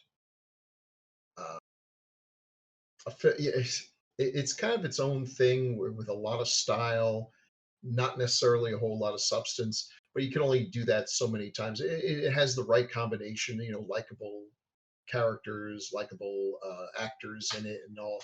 But it's a hard one. If they were saying, "Hey, make a movie like The Fifth Element," I don't know how easy that is to do without it obviously being a ripoff of The Fifth Element. It's got such a unique look of its own. It's kind of hard to exploit the way others like the Road Warrior and stuff were fairly easy to do. I don't know. I don't know. No, I agree with you, Bill. I think it was also a movie of its time too, because like we had Mm, talked about the special effects, which are a big part of this, right? And you have that mix of practical with enough CGI to make it special. And at the time, that was really cool. We hadn't seen anything yeah. like that, and now again, it'd be all CGI, and people wouldn't go, "I don't really give a shit," because it was somebody did it on a computer, and they don't really wouldn't really pay attention to it as much anymore. And so I think part of it was of its time, so you couldn't even really recapture that lightning in a bottle, as they say, right? Yeah. Which is, I guess, a good thing. So it's I mean, Valerian and the City of a Thousand Planets is a gorgeous looking film. Beautiful. And every still could be blown up and be a poster on my wall. Every single frame of that film is absolutely gorgeous. And I would rather take a nap than ever watch it again. Yeah. Yeah. I think the other thing about this movie is, it was a success at the box office, but it wasn't a like record-setting success. Right. And it's become something of a cult film.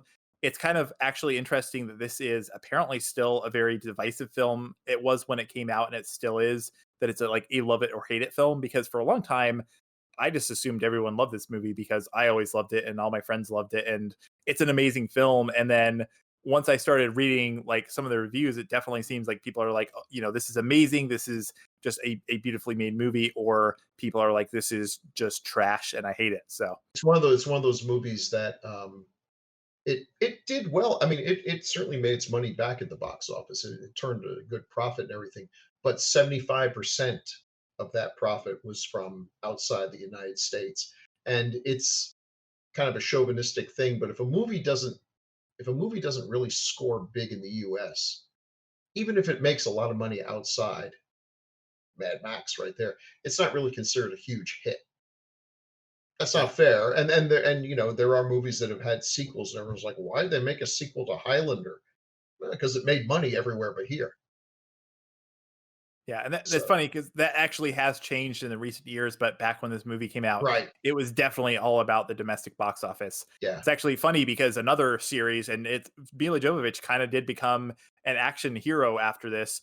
And Yes. another series that keeps going and going, or did keep going and going, was the Resident Evil series, and that was because they kept making money overseas. Yeah. Oh yeah. How many of those did they make? I think 6 or 7. Isn't Holy that being crap. rebooted this year? Yeah, they're rebooting Of it. course. I think Oh, wow. Netflix is trying to reboot it. Wait. You mean the final chapter is not the final chapter? Ah, I know, right? Starting Just, over believe it again. or We're not, gonna I there's- read think the I whole think that's thing a over again. given in any series. Yeah. If it's a final chapter, a new Yeah, beginning is that's- coming next. Bill just found out there were 5 other Friday the 13th films. He's very surprised. Wait, what? I want to kind of go back to like the legacy of this and Yeah. popularity. I think part of the popularity though in the US is one of those ones where, because like I said, I remember it being marketed as very, very straight, as a very Hmm. serious straight sci-fi film. And like you said, sci-fi wasn't as popular in the 90s. And I like sci-fi, but it didn't appeal to me because it was like, it's just Bruce Willis being Bruce Willis shit. And people didn't know basically the humorous tone of it.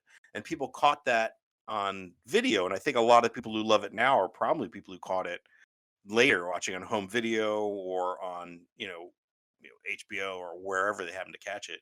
And when my wife and I went and saw it at the Alamo for their movie parties, it was a party. It really was. Like, sometimes you go to those that are okay.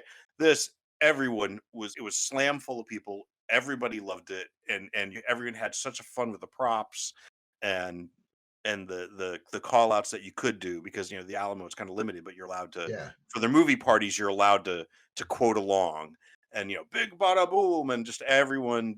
There was so much fun people had with it. So the people who love it still just absolutely still love it and seem to have a good time with it. So, but again, I think that probably came about after the fact. Yeah. Well, one other movie, and I just mentioned this one because it was kind of part of that Mila Jovovich people trying to make her into an action star after this. Does anyone remember Ultraviolet? Yes. Oh yeah. That's another one that I really felt was kind of trying to rip this off, but was failed miserably and was a truly horrible film. Side note, also co-starring Nick Chunland. So hey, Oh, hey. yeah, possible connection if he was in this movie after all. Do we want to move on to our kind of final ratings and rants on this one? Certainly. Okay. Well, hey, let's see. I'm kind of interested here because we haven't heard a whole lot from Alan tonight. I'm kind of interested to hear his take on this one. Alan, do you want to start us off? Sure. So if you look at the cover of this, and like I said, I thought I had seen this before. I thought this was a serious, like, science fiction film. And it's really not. To me, this is really more of a comedy than it is anything else. And again, it's interesting that IMDb doesn't even put that in the genres that it lists it under. Because I don't normally, I don't really like science fiction films, but this movie wasn't all science fiction. And I think that's why at least I liked it a little. The biggest things that I didn't like about the movie was that Bruce Willis was Bruce Willis. I felt like I was sort of watching an episode of Moonlighting, in space. I mean, it's the same character. He seems to be the same character in most of what he's in. And if you're a fan of Bruce Willis, I guess that's good. And I'm not a fan of Bruce Willis. And then well, then let me give you my rating, and I'll tell you where I added and subtracted points. So for me, this movie, I'm going to give this movie a 3. I mean, it's a good movie. The plot is we got to go find these things and put them in place. It's like video games, I played back in the 80s. But like I said, the science fiction part of it wasn't really I like this more really of a comedy more than the science fiction or the action part, even though those were good. But I gave it I sort of wish-washed between 2.5 and 3, because again, it's a lot of action. The plot is, like I said, we got to go get these 4 stones, put them in place, and stand in the middle. But I did enjoy it, so I gave it a 3. I don't agree with the rating. I think this should be an R. They should take out the nudity. I mean, obviously, that's what Zach at 14 years old was watching this for 50 times, right? Yeah, so a 3. I give it a 3. Cool. And well, apparently I left you all speechless with my rating. rating. I can neither confirm nor deny, but I say there are a lot of films that have nudity. You can get away with some nudity in a PG-13 film. Not if I was on that board. I'd be slamming the hammer down. Boy. But you can explode some heads, though. Yes, a That's few. true. Bill, you want to go next? Oh God! So by the way, that's 3 out of what? This is out of the sorry. I should explain for people. This is 3 out of 5, and we are not doing stars. We are doing VHS tapes because we're in the video store, so it's got to be thematic. So yeah, and 3 it's out of 5. fully rewound. 3 fully rewound tapes out of 5. I will. I'm vacillating between 3.5 to 4, because I do like it, and it's very pretty. I like the world building. I like the practical effects and everything. And I'm not too fond of the other movies that are sort of cropped in with this one in terms of very, stylistic, pretty sci-fi stuff and everything. So, I want to reward it for being better than those. I would watch it again. I was happy to revisit it for the blog here, for the podcast blog. What am I talking about? But yeah, I just it's a weird thing. It's like I like it. I'm not going to hold the skeeviness of the director against it. And I make fun of Chris Tucker and everything, but that's an amusing part. It's not a movie that takes itself so seriously, like it was a hardcore science fiction movie, and then all of a sudden, boom, they drop this ridiculous character into it. I mean, it's pretty ridiculous from the get go. So I'm gonna put it all the way up to 4. I've decided, yeah, it's fun. It's a fun movie. I think if you don't think too seriously about it, and I can well understand why it could be one of someone's favorite movies, especially if you saw it at the right time. So I am not at all surprised that Zach still holds a lot of fondness in his heart for it. And unlike a lot of guilty pleasures that some of us have, and this would be me talking, it's completely defendable that you like this movie, as opposed to some of the ones that I've tried to push on people. There plenty of other movies that I love that are probably not defendable, but yeah, this is one honestly I would probably still recommend to people who like entertaining action films. So and I'll tell you, there's nothing that is bothering me more in life, which tells you something right now, than you go on Facebook, and of course the big thing right now is the Zack Snyder stuff. And look, I totally get that there are people who don't like it. I understand that. There's a lot of stuff I don't like that other people like. These people seem to really take it personally. Like someone liking something they don't is a comment on them, that you're maliciously pretending to enjoy something because you know that they don't like it. And I just want to say, many great scientists have looked at this, and I think the data checks out. The world does not revolve around you. Nobody gives a rat's ass what you think about films, that I would pretend to like something just to get at you. No one is that important to anyone ever, much less these folks.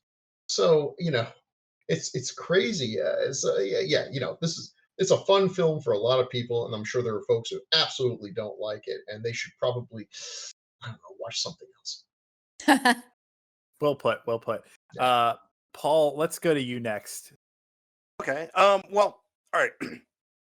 prior to watching it this round and critically taking a look at it, I would have given this a good 4.5, solid 4.5. I watched it many times. My wife absolutely adores it. It's fun to watch. When we watched it this round, she watched it with me. We watched it, then say, "Hey, are there any extras?" Oh, the only extras is this shitty trivia track. All right, let's put that on. And we started watching the movie again.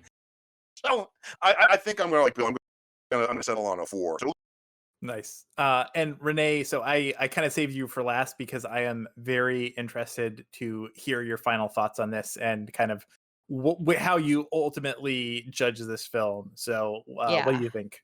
Well, it's funny. Well, see, now I would completely change my score if I knew it would trigger somebody, because I just really enjoy that.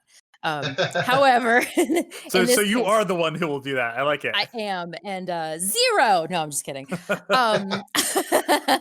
I will. So yeah, and I'm the same way, where the art and the artist, I would give this a 4, because I really, taking everything out of it, and don't be like me. Don't watch a movie and think too much about it a lot of times, unless it really deserves that. Because this isn't the movie that really deserves that. But I think it is worth pointing out. So, I enjoyed it. I enjoyed it a lot when I was younger. I had it on VHS myself, even though I rarely watched it on VHS, because it was always on, I think, TBS, and you could just be flipping the channels and it would be on. And it was one of those movies, every time you saw it, you would just stop and watch it, no matter what part it was in. And even, when I watched it last night, I didn't hate it. It was just at the very end where it's like, oh, this is much more disappointing than I remember. Just, yeah, literally just that ending scene.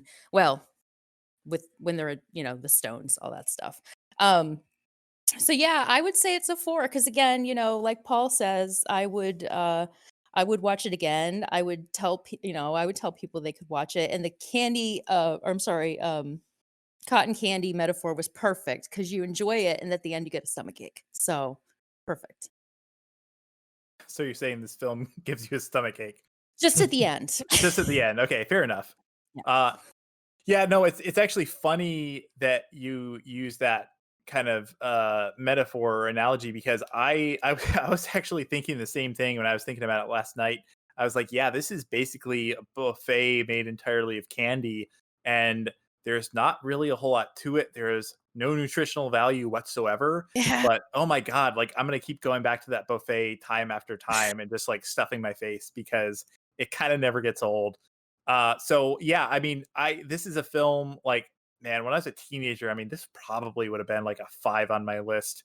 Yeah, appropriately enough, giving it VHS tapes. I too had this film on VHS, and I know that I watched it multiple times. So I think ultimately I was kind of going back and forth on this, because I almost wanted to give it a little extra, because I was at a 4, but I was like, but it's there's so many little things that I love about this, but I don't think it's quite a 4.5. So I don't think I've done this before, but I'm gonna go halfway between the halfway between, and do a 4.25. Ow. Just a little bit better.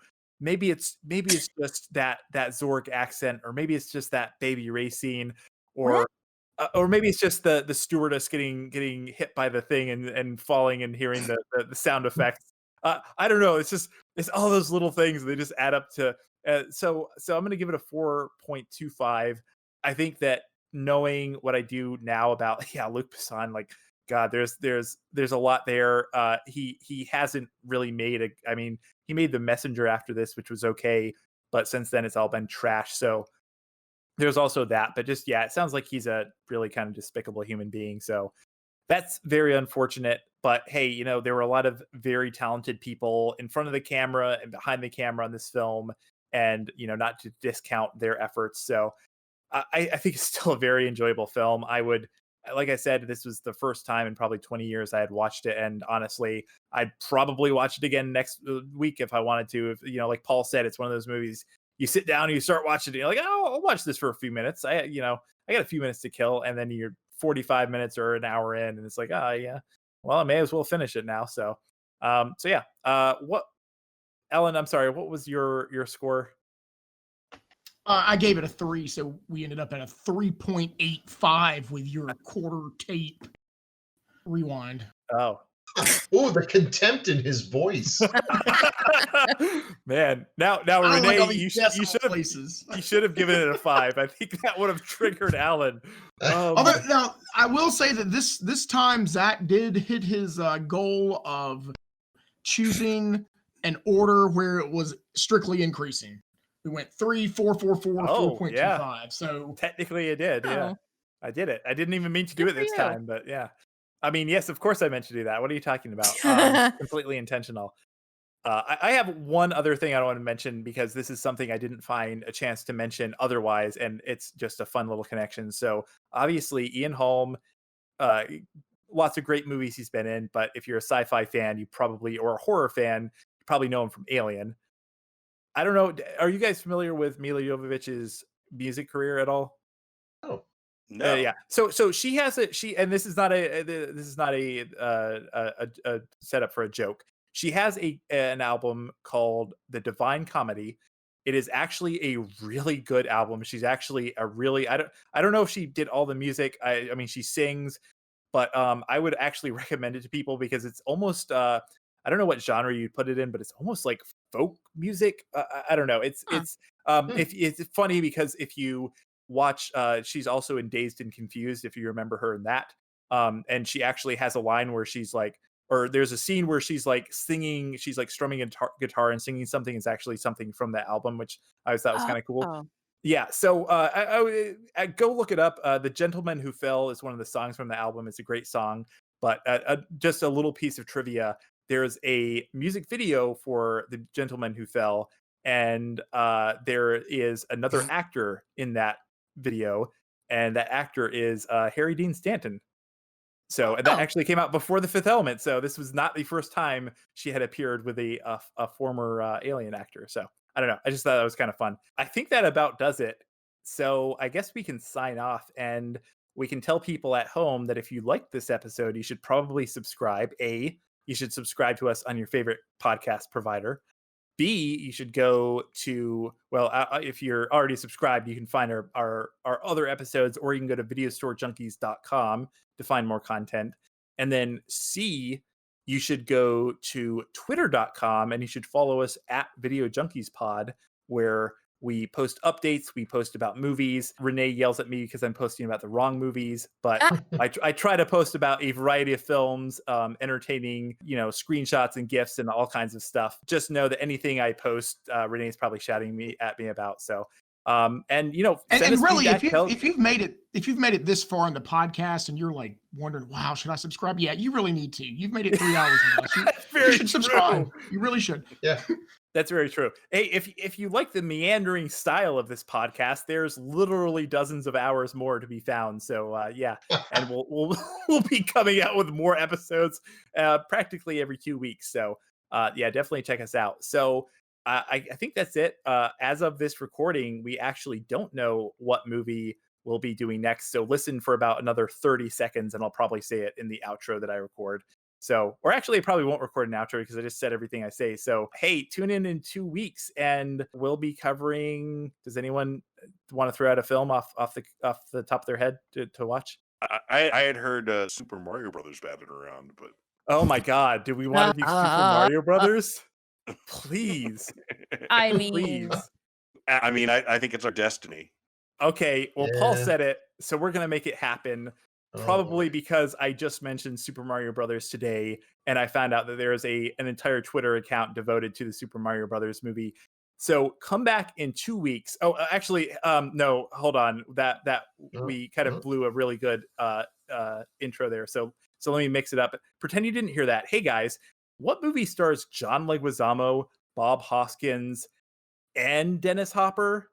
Is there a movie with a cast that amazing? Can you think of one? I sure Sister Who, can. the Traveling Pants? I don't know. Close, can't. very close. It's actually in the same cinematic universe. But no, I am talking about 1993's adaptation of the hit Nintendo video game Super Mario Brothers. It is, God, it's an experience. Let's just say that. So if you haven't seen Super Mario Brothers, I would highly recommend seeking it out right now.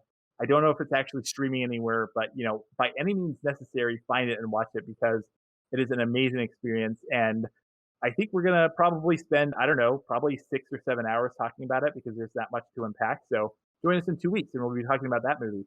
So until then, good night. Everyone can say good night and I'll cut. Good night, everybody. Good Good night. Good night. Hello. Corbin, sweetheart. You got broken fingers, you can't punch my number? Hi, Mom. Welcome on. Have a nice day. Major Dallas. You're selected for a mission of the utmost importance. What mission? Save the world. Is that thing solid?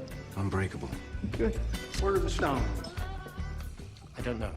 And even if I did know, I wouldn't tell somebody like you. There's nowhere else to go.